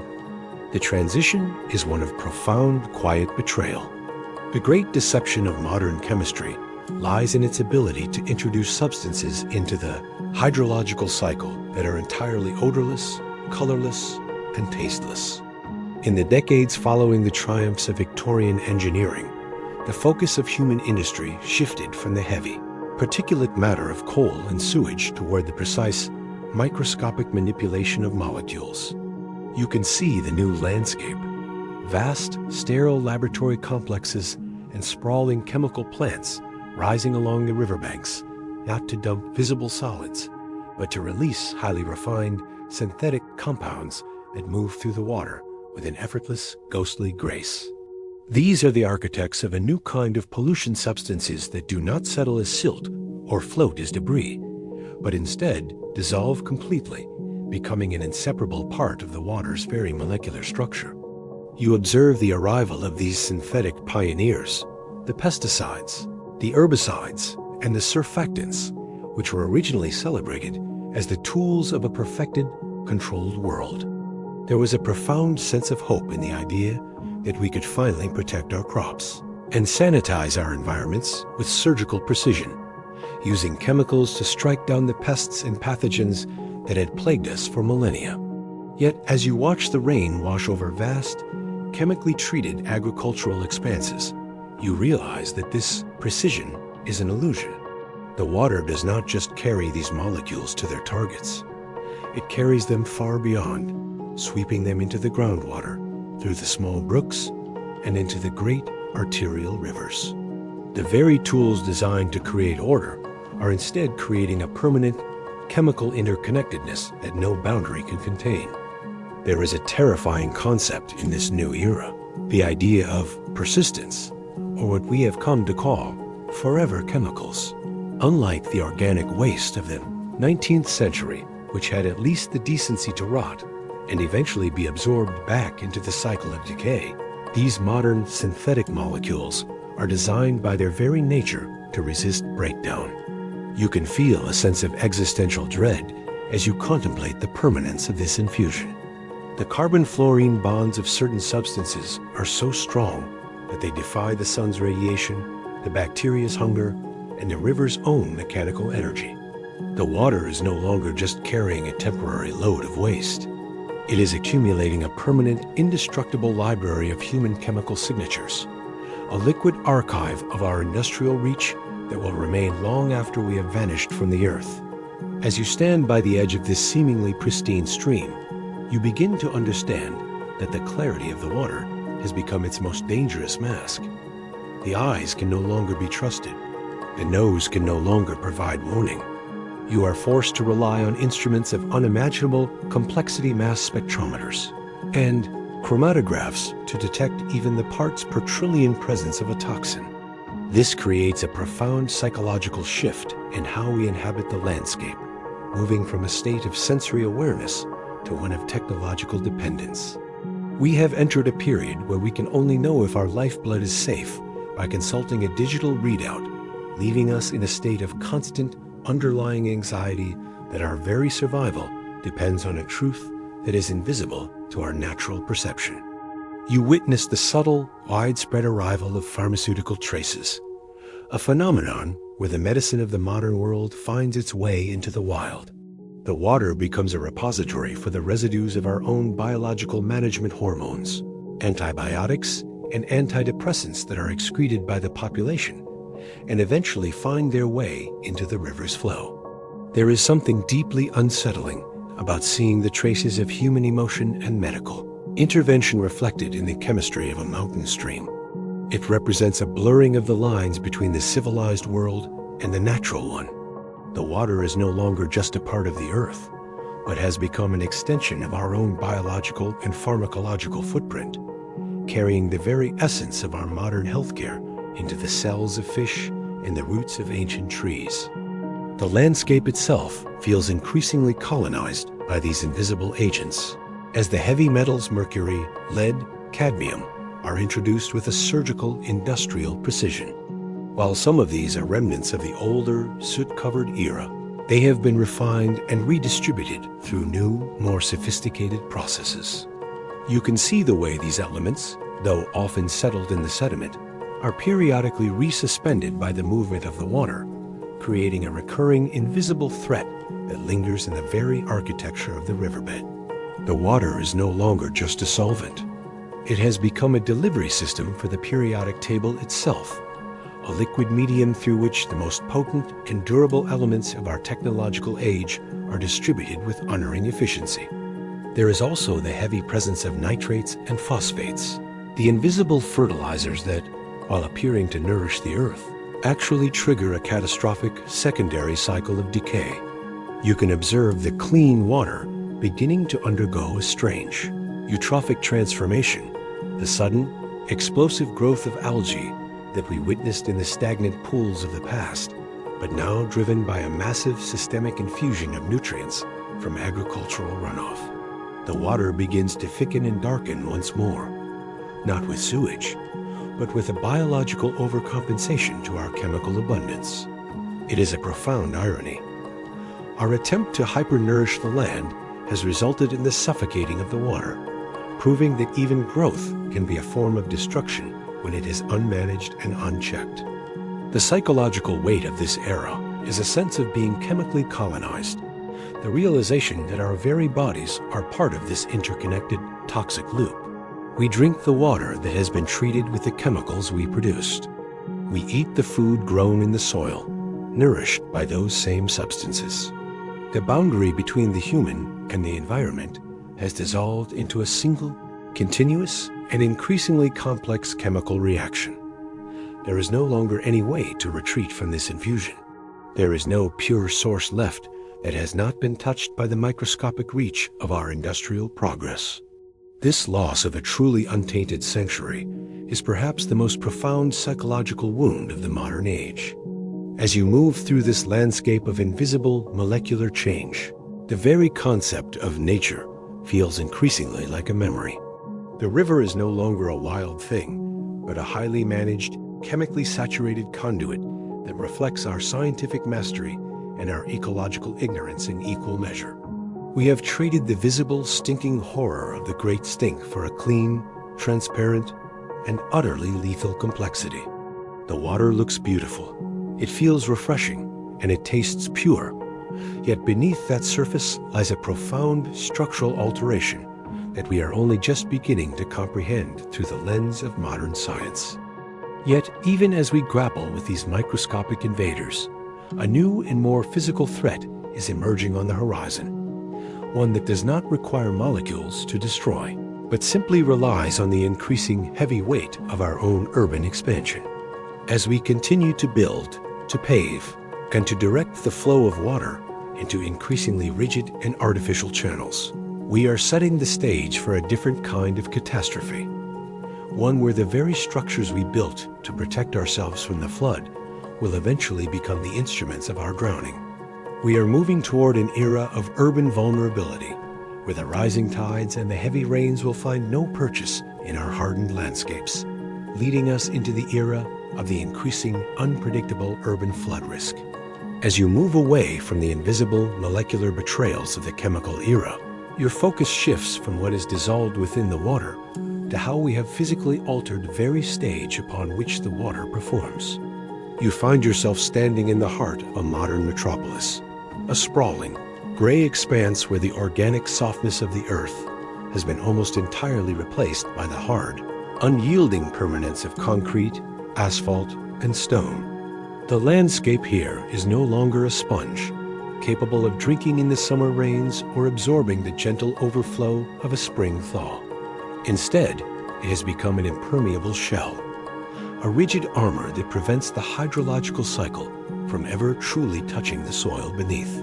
You can see the vast networks of streets and parking lots, shimmering under a heavy heat, looking like a gray, cracked skin stretched tight over the bones of the world, effectively sealing the earth away from the very lifeblood it once nurtured and managed. This transition to an impermeable landscape is one of our most profound, yet often overlooked, engineering triumphs and our most catastrophic ecological failures. We have mastered the art of directing the flow, creating vast, interconnected systems of gutters, storm drains, and culverts designed to whisk water away from our precious infrastructure as quickly as possible. There was a certain confidence in this design, a belief that by hardening the landscape and providing high-speed exits for every drop of rain, we could render the concept of flooding obsolete. You can see the intricate geometry of the drainage basins, the precise slopes of the paved roads, all engineered to ensure that gravity carries the runoff into the pipes with mechanical efficiency. Yet, this very efficiency is what has created a state of extreme structural vulnerability, for we have built a system that possesses no capacity for error, no room for the sudden, overwhelming abundance of an unexpected storm. The danger of this hardened landscape becomes terrifyingly apparent during a heavy, concentrated downpour, when the sky opens up with a ferocity that the urban drainage systems are never truly prepared to handle. You can watch as the first heavy droplets strike the hot asphalt, creating small steaming pools that almost immediately begin to merge into larger, more aggressive currents. Because there is no soil to absorb this sudden influx, there is no way to slow the momentum of the water. Instead, every square inch of pavement acts as a launch pad, accelerating the runoff toward the lowest points in the city. The streets do not simply become wet. They transform into miniature, high-velocity rivers, carving paths through the traffic and around the street furniture, carrying with them the grit, the oil, and the debris of the urban environment. This is not the gentle inundation of a floodplain, but a sudden hydraulic surge that arrives with the speed of a physical strike. As you stand on a corner in this descending deluge, you witness the profound failure of our containment strategies. The moment when the capacity of the pipes is exceeded and the water begins to back up through the very drains meant to protect us. You see the manhole covers beginning to shudder and rattle under the immense pressure from below as the underground storm sewers reach their saturation point and begin to erupt with geistless fountains of murky liquid. The streets are no longer pathways for people and vehicles, but are instead becoming turbulent, swirling channels of uncontrolled energy, where the water is forced into spaces it was never meant to occupy, into subway tunnels, into basement stairwells, and into the very foundations of our buildings. This is the paradox of modern urbanism. By building so much infrastructure to manage the water, we have created a highly pressurized system that, when breached, fails with catastrophic and concentrated intensity. There is also a deeper, more slow-moving threat occurring at the edges of our coastal expansions, where the rising levels of the global ocean are beginning to reclaim the very lands we worked so hard to fortify. You can see the great, sprawling cities built upon reclaimed land, on former marshlands, and on low-lying estuarine plains areas that were historically designed by nature to be the buffers for the sea's inevitable fluctuations. We have pushed our boundaries outward, building massive seawalls and levees, believing that we could permanently hold back the tide and maintain a static border between the city and the ocean. But as the global climate shifts and the thermal expansion of the oceans begins to exert a new, relentless pressure against these artificial barriers, the very ground upon and under which we build is becoming increasingly precarious. The sea is not just rising. It is pressing inward with an incremental, heavy weight that threatens to overwhelm our most sophisticated coastal defenses. The psychological impact of living in such a vulnerable landscape is a state of permanent, low-grade, structural anxiety. You can feel the tension in the community every time the barometer drops or the clouds darken with a certain heavy, saturated quality. There is an unspoken collective dread that the next storm might be the one that exceeds the threshold of our containment. The very architecture of our lives, our homes, our businesses, our histories is now tethered to the performance of a drainage system that we can neither see nor fully control. We have moved from a period where we feared the water's power to move across the land to a period where we fear its ability to penetrate our most secure enclosures, turning our very sanctuaries into traps of rising, unescapable liquid. You observe how the loss of the urban sponge, the parks, the gardens, and the permeable soils has fundamentally broken the natural regulation of the water cycle within the city. In the past, a healthy urban landscape would have been able to mitigate much of the stormer impact through transpiration and infiltration. Now, every square meter of concrete adds to the cumulative, overwhelming volume of the runoff. This loss of biological regulation means that even moderate rainfall events can trigger disproportionate flooding responses, as there is no longer any natural mechanism to dissipate the energy or absorb the mass of the incoming water. We have effectively removed the brakes from the hydrological system of our cities, leaving us with a high-speed, high-risk environment where the margin for error has been stripped away by the very paving we once thought would protect us. The cost of this vulnerability is not merely measured in property damage or infrastructure repair, but in the profound loss of ecological resilience. As we continue to pave over the landscape, We are also destroying the habitats that once lived in harmony with the seasonal fluctuations of water, replacing them with a sterile, gray, and disconnected environment. The urban floodplain, which was once a vibrant, life-sustaining zone of transition, has been replaced by a rigid, high-stakes corridor of commerce and transit. This loss of the liminal space, the area where land and water interact dynamically, means that we have lost the ability to adapt to the changes in our environment, leaving us brittle and unable to absorb the shocks of a changing world. You can see the way this vulnerability manifests in the most basic elements of urban life. The sudden failure of electrical substations located in low-lying areas, the flooding of critical transit arteries that paralyze the city's movement, and the contamination of local water supplies as floodwaters mix with the debris of the street. The entire functionality of the modern metropolis is now dependent on a state of constant high-stakes hydrological management, a struggle that grows more difficult with every passing year of expansion and every rising inch of the sea. We have built our greatest achievements on the very edges of danger, creating a landscape of immense complexity and profound structural fragility. There is a heavy, somber lesson in this era of urban inundation. That true resilience does not come from the strength of our barriers, but from the flexibility of our landscapes.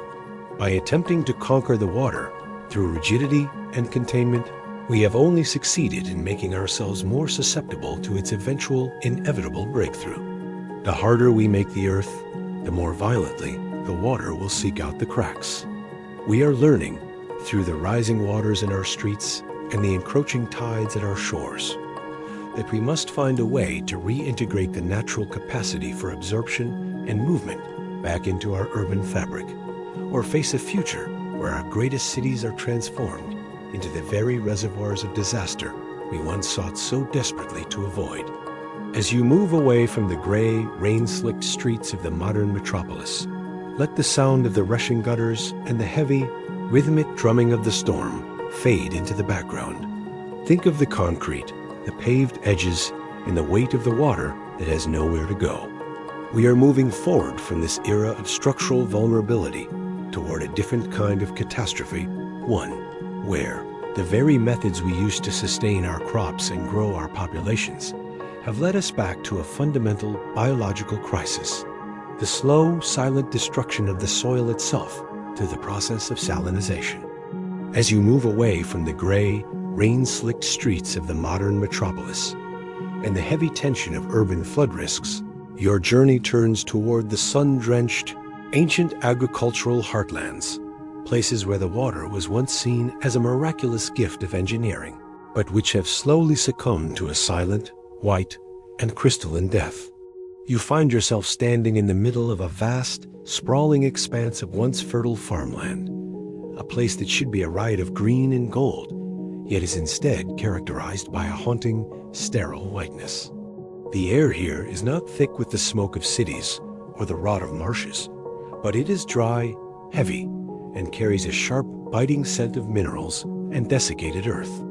This is the era of the salty end, where the very systems designed to sustain life through irrigation have inadvertently become the architects of a slow, creeping infertility, turning the most productive soils on Earth into salt-crusted barrens.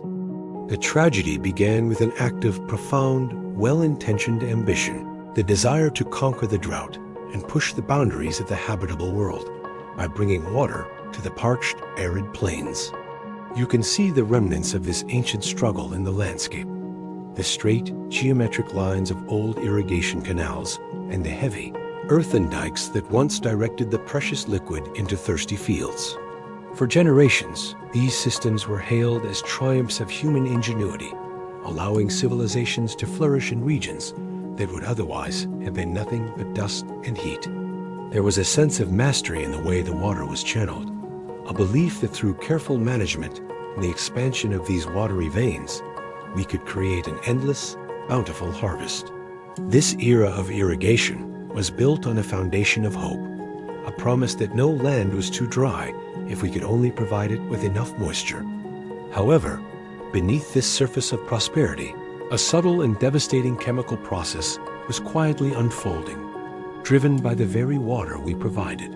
In these arid and semi-arid environments, where the sun's heat is relentless and evaporation is extreme, the irrigation process carries an unintended, heavy burden: the slow, upward migration of salt. You can almost visualize the mechanism at work, the way the introduced water seeps deep into the earth, dissolving the naturally occurring minerals and salts found in the soil and the underlying parent rock. Through the invisible upward pull of capillary action, this saline-rich moisture begins to climb through the tiny pores of the soil, moving toward the surface like a ghost rising from the ground. It is a silent, relentless ascent, an unseen movement that occurs far beneath the reach of the eye, building up a concentrated reservoir of salt just beneath the roots of our precious crops. As the sun beats down upon these irrigated fields, the water reaches the surface and is quickly stripped away by the heat, leaving behind its invisible cargo. You watch as, over decades and centuries, the once dark, nutrient-rich loam begins to lighten in color, losing its vital, organic character. The first sign of the disaster is often subtle, a slight, dusty film upon the soil, a loss of that deep, earthy aroma that signals fertility. But then, the transition becomes undeniable. The salt begins to accumulate in such high concentrations that it forms a visible, crystalline crust upon the surface of the earth. This is the White Death, a shimmering, blinding layer of sodium and calcium chloride that spreads across the fields like a slow-moving frost, even in the height of the summer heat. The landscape, once a tapestry of green and brown, is being overwritten by a monochrome wasteland of salt and stone. The impact on the crops themselves is a slow, agonizing process of physiological strangulation. You can observe the way the wheat and barley, which once stood tall and heavy with grain, now appear stunted, withered, and strangely bleached. The salt in the soil creates an osmotic pressure so intense that it actually pulls moisture out of the plant roots, effectively dehydrating them even when the ground is visibly wet. It is a cruel paradox. The very water meant to quench the thirst of the crops is instead acting as a medium for their destruction. The plants struggle to breathe, their cellular structures collapsing under the chemical weight of the brine, until they eventually succumb, leaving behind brittle, hollowed-out husks that crumble into the salty dust at the slightest touch of the wind. The psychological toll on the farming communities is a heavy generational grief, as they witness the slow, irreversible decay of their most precious inheritance. You can see the faces of the farmers, men and women whose families have worked these same acres for centuries, now staring with profound despair at fields that are becoming progressively more sterile with every passing season. There is no way to simply wash the salt away. Once the soil structure has been compromised and the saline crust has established itself, the damage is incredibly difficult, if not impossible, to reverse without massive, costly, and often unfeasible interventions. The loss of the land is not just a loss of income or food production. It is a loss of identity, a stripping away of the very foundation upon which their culture and their history were built. This process of salinization is a profound example of how human intervention can disrupt a delicate, ancient equilibrium. We introduced a new, high-volume component into a fragile ecosystem that had evolved over millennia to exist in a state of water scarcity. By attempting to override the natural limits of the landscape, we inadvertently triggered a chain reaction of chemical and physical changes that transformed the soil from a living, breathing medium into a dead, mineralized substrate. The very success of our irrigation, the ability to produce massive yields in short periods, was the very thing that undermined the long-scale sustainability of the land. It is a sobering reminder that our most significant technological advances often come with deep, hidden ecological costs that may not become apparent until it is far too late to mitigate them. The landscape itself becomes a graveyard of abandoned agricultural dreams, where the once ordered rows of crops are replaced by vast, undulating plains of white, salt-encrusted earth. You can see how the wind, no longer hindered by the presence of vegetation, sweeps across these barren expanses, picking up the fine, salty dust and carrying it far beyond the original fields, spreading the contamination to even more fertile regions. The desert is effectively encroaching upon the civilization, not through a sudden, violent storm, but through a slow chemical expansion that turns the productive heartlands into an extension of the wasteland. This is a form of ecological colonization, where the salt is reclaiming the territory we once thought we had conquered. There is a heavy, bitter taste to this ere, a literal and metaphorical salinity that permeates everything. The dust that settles on your skin, the water that lingers in the irrigation ditches, and even the very air seems to carry the sharp, metallic tone of the salt. It is an environment that feels hostile to life, a place where the fundamental building blocks of biological existence are being replaced by the inert, unyielding minerals of the Earth's crust. To walk through these fields is to walk through a landscape of profound chemical exhaustion, a place where the energy of growth has been entirely spent, leaving behind only the sterile, white residue of a failed experiment in abundance. As you stand amidst the whitening plains, looking out over the ghost of a once great breadbasket, the sense of loss is overwhelming. The historical record is filled with the stories of civilizations, from ancient Mesopotamia to the modern irrigation projects of the 20th century that rose to greatness on the strength of their water management, only to collapse when the salt finally claimed their lands. We are witnessing the physical manifestation of a broken contract with the earth, a realization that we cannot indefinitely manipulate the fundamental chemistry of our environment without facing an eventual, and often terminal, reckoning. The tragedy of salinization is not just in the death of the crops, but in the permanent alteration of the planet's ability to support human life in these vital regions. As you drift away from the blinding, white expanses of the salt-choked plains, let the memory of that sterile, crystalline landscape fade into a somber reflection on the fragility of our most essential resources. Think of the cracked earth, the withered stalks, and the slow, invisible ascent of the brine. We are moving forward from this era of soil destruction toward an even more visible and alarming crisis, the disappearance of the very sources of life themselves, as we watch the great reservoirs and ancient glaciers that feed our world begin to vanish into the air, leaving us to face the era of the vanishing reservoirs. As you move away from the blinding, white expanses of the salt-choked plains and the heavy, mineralized silence of the dead farmlands, your journey leads you toward a site that is even more profound in its tragedy, the site of the world's great blue reservoirs beginning to shrink, retreating from their edges like a wounded animal pulling away from a wound.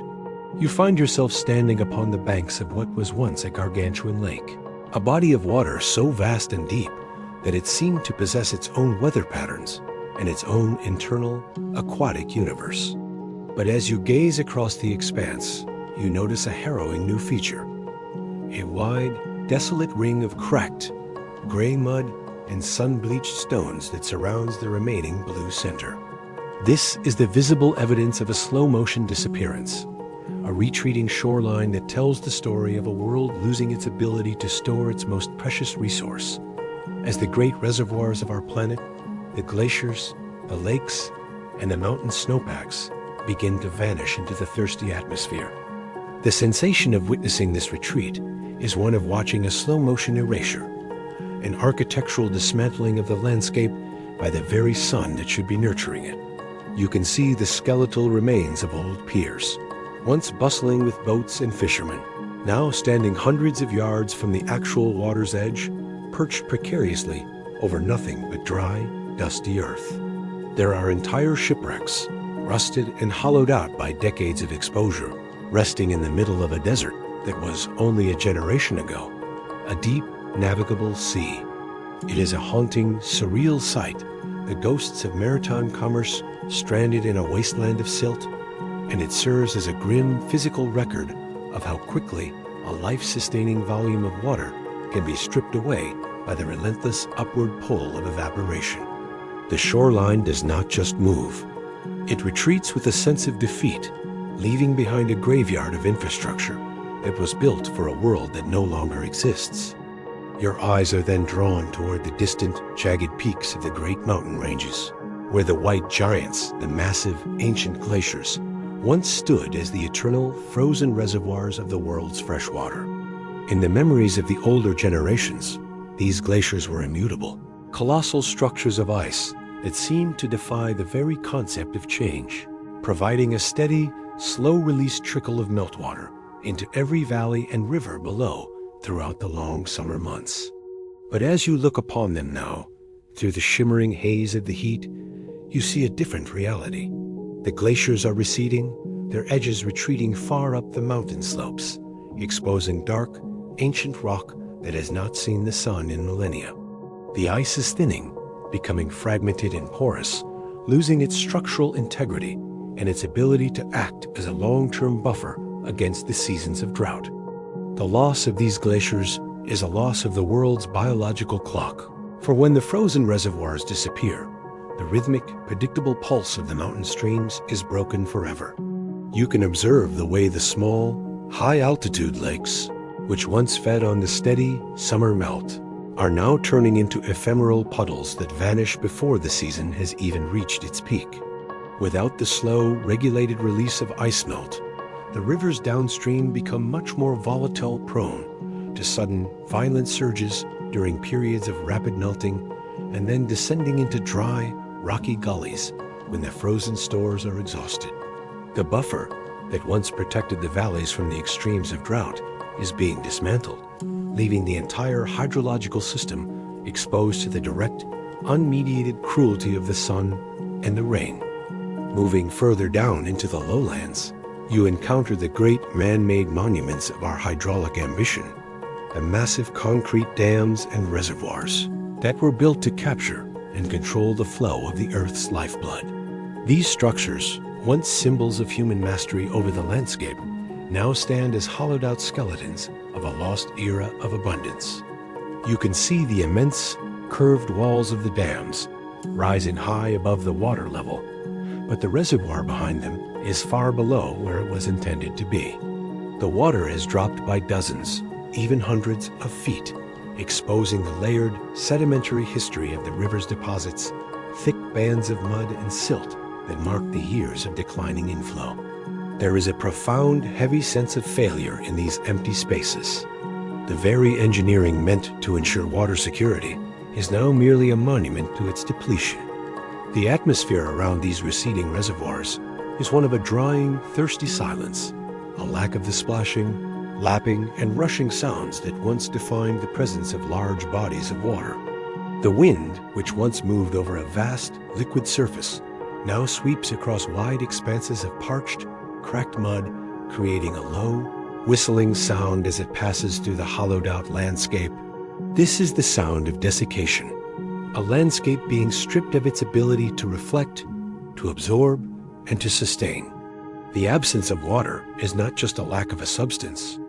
It is an absence of life's most fundamental rhythm, leaving behind a landscape that feels increasingly hollow, as if the very soul of the earth is being evaporated into the cloudless, unyielding sky. You can observe the profound impact this loss has on the migratory patterns and habitats of the creatures that once relied on these seasonal water reserves.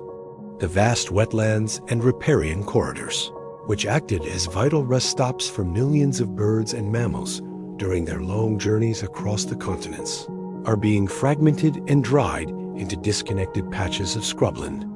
You see the empty nests in the reeds and the dry, cracked tracks of animals that once came to drink at the water's edge, now finding only dust and sun-baked clay. The biological connectivity of the planet is being severed link by link, as the stepping stones of the hydrological cycle are removed from the landscape, leaving the survivors of the natural world increasingly isolated and vulnerable in a drying world. The psychological weight of watching these reservoirs vanish is an existential dread that settles into the heart of every community dependent upon them. You see the way the small villages near the receding lakes struggle to adapt, their livelihoods tied to a water level that continues its downward, irreversible march.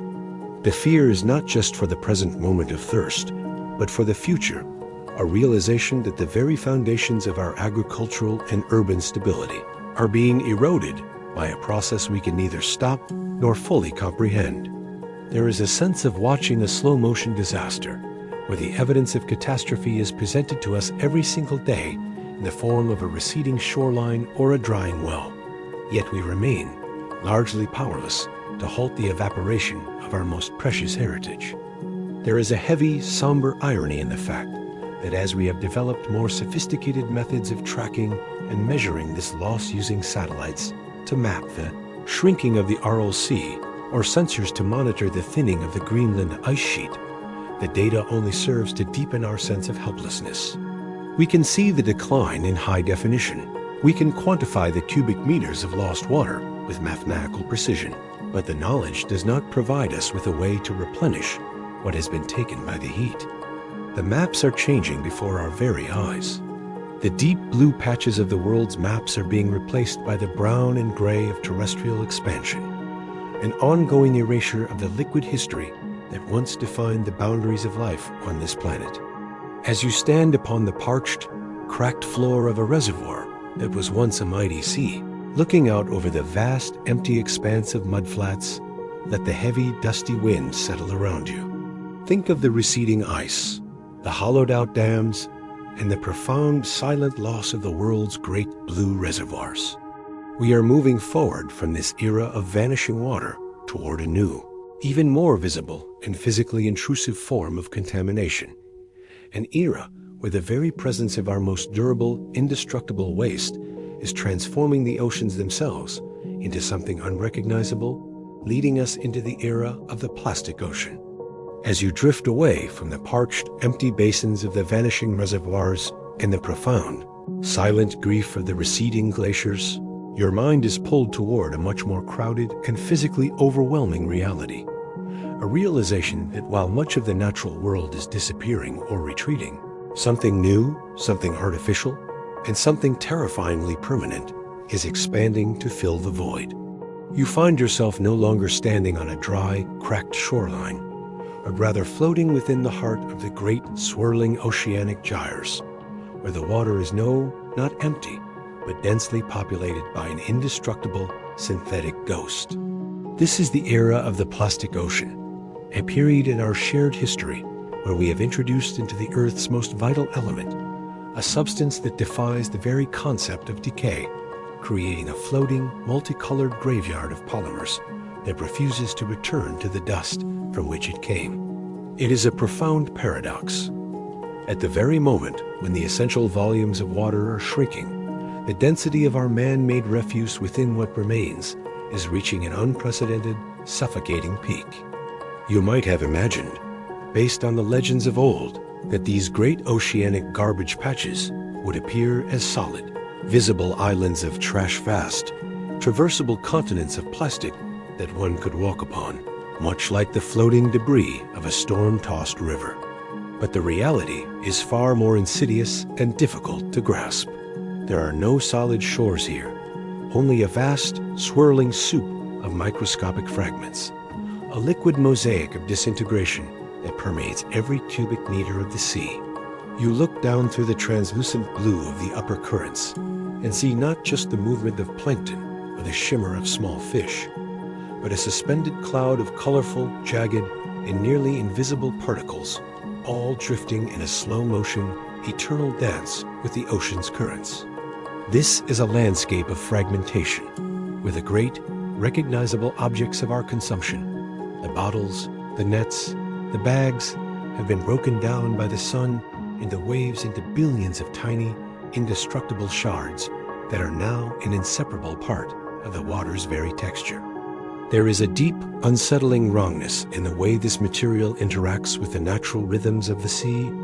Unlike the organic silt of the Nile or the decaying leaves of a mountain brook, plastic possesses an unnatural, defiant buoyancy and a structural permanence that mocks the biological cycle.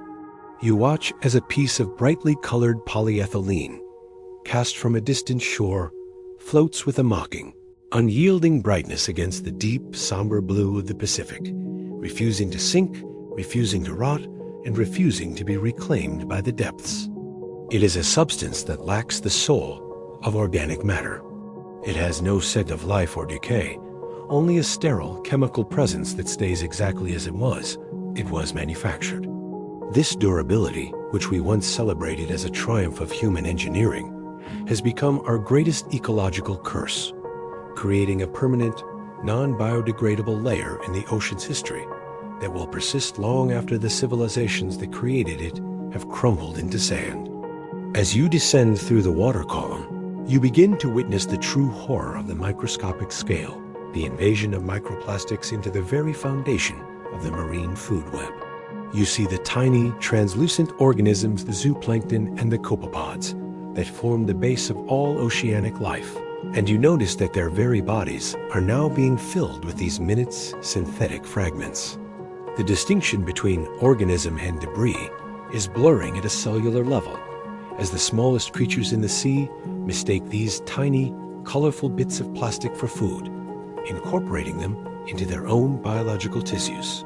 This is a silent, microscopic colonization of the ocean's life support system, a process that ensures the toxins and the plastics are not merely floating on the surface, but are being actively pumped from the surface down through every level of the food chain, eventually finding their way into the very creatures that humans rely upon for sustenance. The tragedy is visible in the larger, more heartbreaking spectacles of the sea, the great whales and the ancient sea turtles that wander these currents. You can observe a majestic leatherback turtle, its shell scarred by years of ocean travel, struggling to move through a water column that is thick with the translucent, ghostly shapes of discarded fishing nets and floating plastic bags. To the creature, these objects are indistinguishable from the jellyfish upon which it feeds. It consumes the plastic with the same instinctive hunger, only to find its stomach filled with an indestructible mass that provides no nutrition and offers no way to be digested. You witness the slow, agonizing process of starvation in the midst of plenty, where a creature can die with a belly full of food that is, in reality, nothing more than a lethal accumulation of human refuse. It is a visceral, heavy grief, seeing the ancient intelligence of these animals undone by our most careless, disposable habits. The scale of this phenomenon is so vast that it transcends any single coastline or nation. The ocean gyres act as massive, planetary-scale collectors, drawing in the debris from every continent and concentrating it into these great, swirling vortices of waste. You can trace the path of a single plastic fragment, perhaps a piece of a discarded crate from an Asian port, or a fragment of a wrapper from a South American city, as it is caught by the North Pacific Current and carried thousands of miles toward the heart of the Great Pacific Garbage Patch. This is a global, interconnected catastrophe that ignores all political boundaries, turning the world's oceans into a shared, communal dumping ground where the waste of one civilization becomes the poison of another. The very currents that once facilitated the movement of life and the distribution of nutrients are now the primary engines of a worldwide, systematic contamination.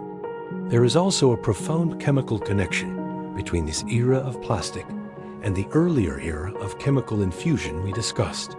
These plastics are not merely physical intruders, but chemical reservoirs. As they drift through the water, their high surface area allows them to act as sponges, absorbing and concentrating the persistent organic pollutants, the pesticides, the heavy metals, and the industrial toxins that are already present in the seawater. When a marine organism ingests a microplastic particle, it is not just consuming a piece of debris. It is consuming a concentrated dose of the world's most toxic chemical legacies.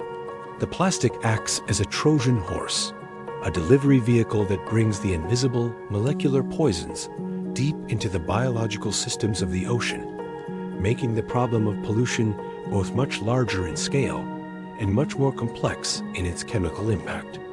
The aesthetic of the modern ocean has become a strange, technicolor nightmare landscape, where the natural, deep blues and greens are increasingly interrupted by the garish, artificial brightness of human waste. You see floating rafts of brightly colored bottle caps, neon orange fishing floats, and the translucent, ghostly white of degraded polystyrene, all creating a visual texture that is fundamentally at odds with the organic beauty of the sea. This technicolor death is a sensory dissonance. It is difficult to reconcile the profound majesty of the ocean's depth with the cheap, brightly colored debris of a consumer culture. It creates a sense of deep, aesthetic alienation, as if we are looking at a painting that has been vandalized by 1,000 different careless hands, leaving the original masterpiece obscured by a layer of permanent, synthetic grime. As you observe this, you realize that we have entered what some call the Anthropocene Ocean, an era where the geological and biological record of the sea is being fundamentally rewritten by human activity.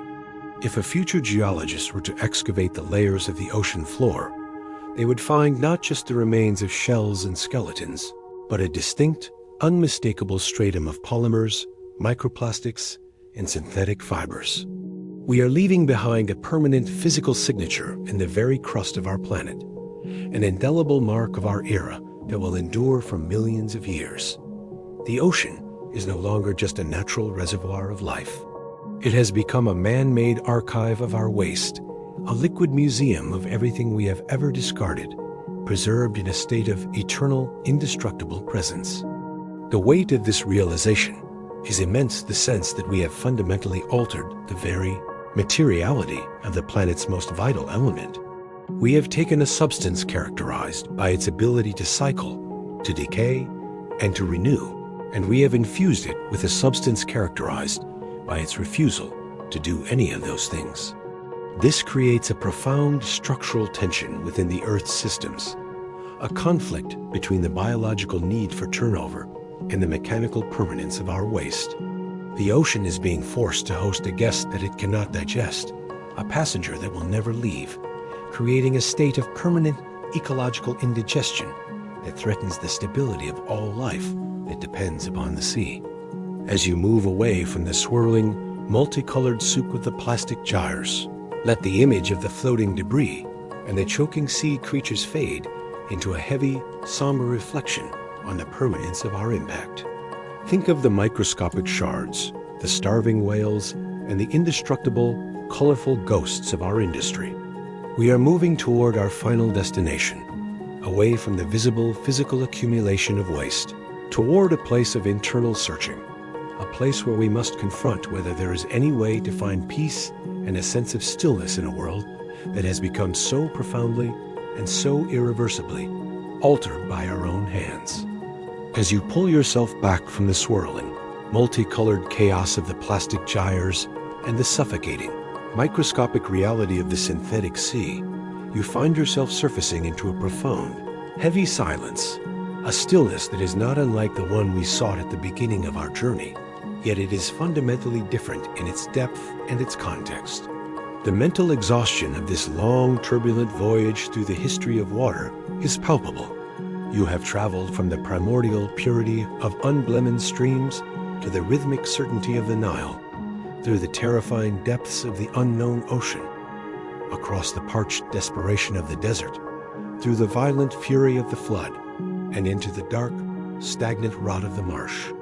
You have witnessed the invisible invasion of cholera, the heavy, oily imposition of industrial sludge, the choking stench of the Great Stink, and the molecular betrayal of modern chemicals, the urban vulnerability of our concrete cities, the white, sterile death of salinization, the retreating glaciers, and finally, the plasticized heart of the global ocean. The sheer weight of this accumulated history, the heavy, watery timeline of both human triumph and ecological tragedy, presses down upon your mind, leaving you with a profound sense of fatigue, as if you have carried the entire weight of the world's hydrological struggle within your own soul. In this moment of profound exhaustion, there is an inescapable realization that the journey we have taken cannot be undone.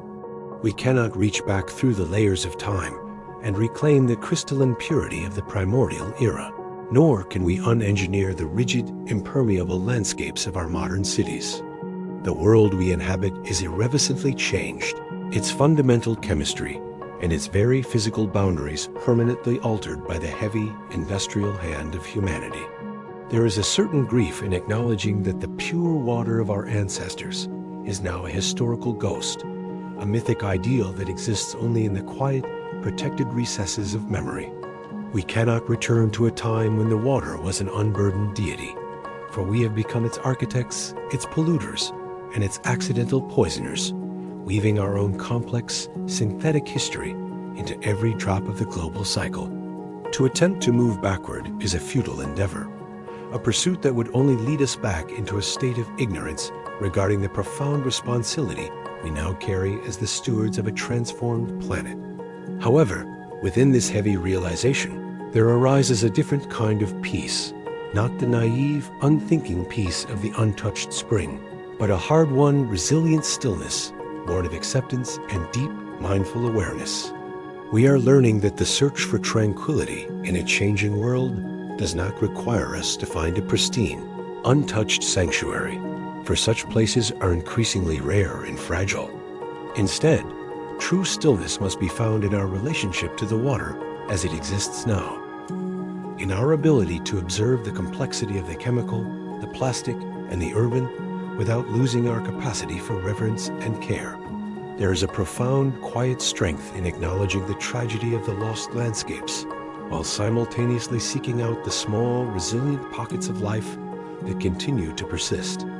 The moss clinging to a concrete wall, the tenacious weeds in a cracked sidewalk, or the surprising clarity of a rain-driven puddle in a city street.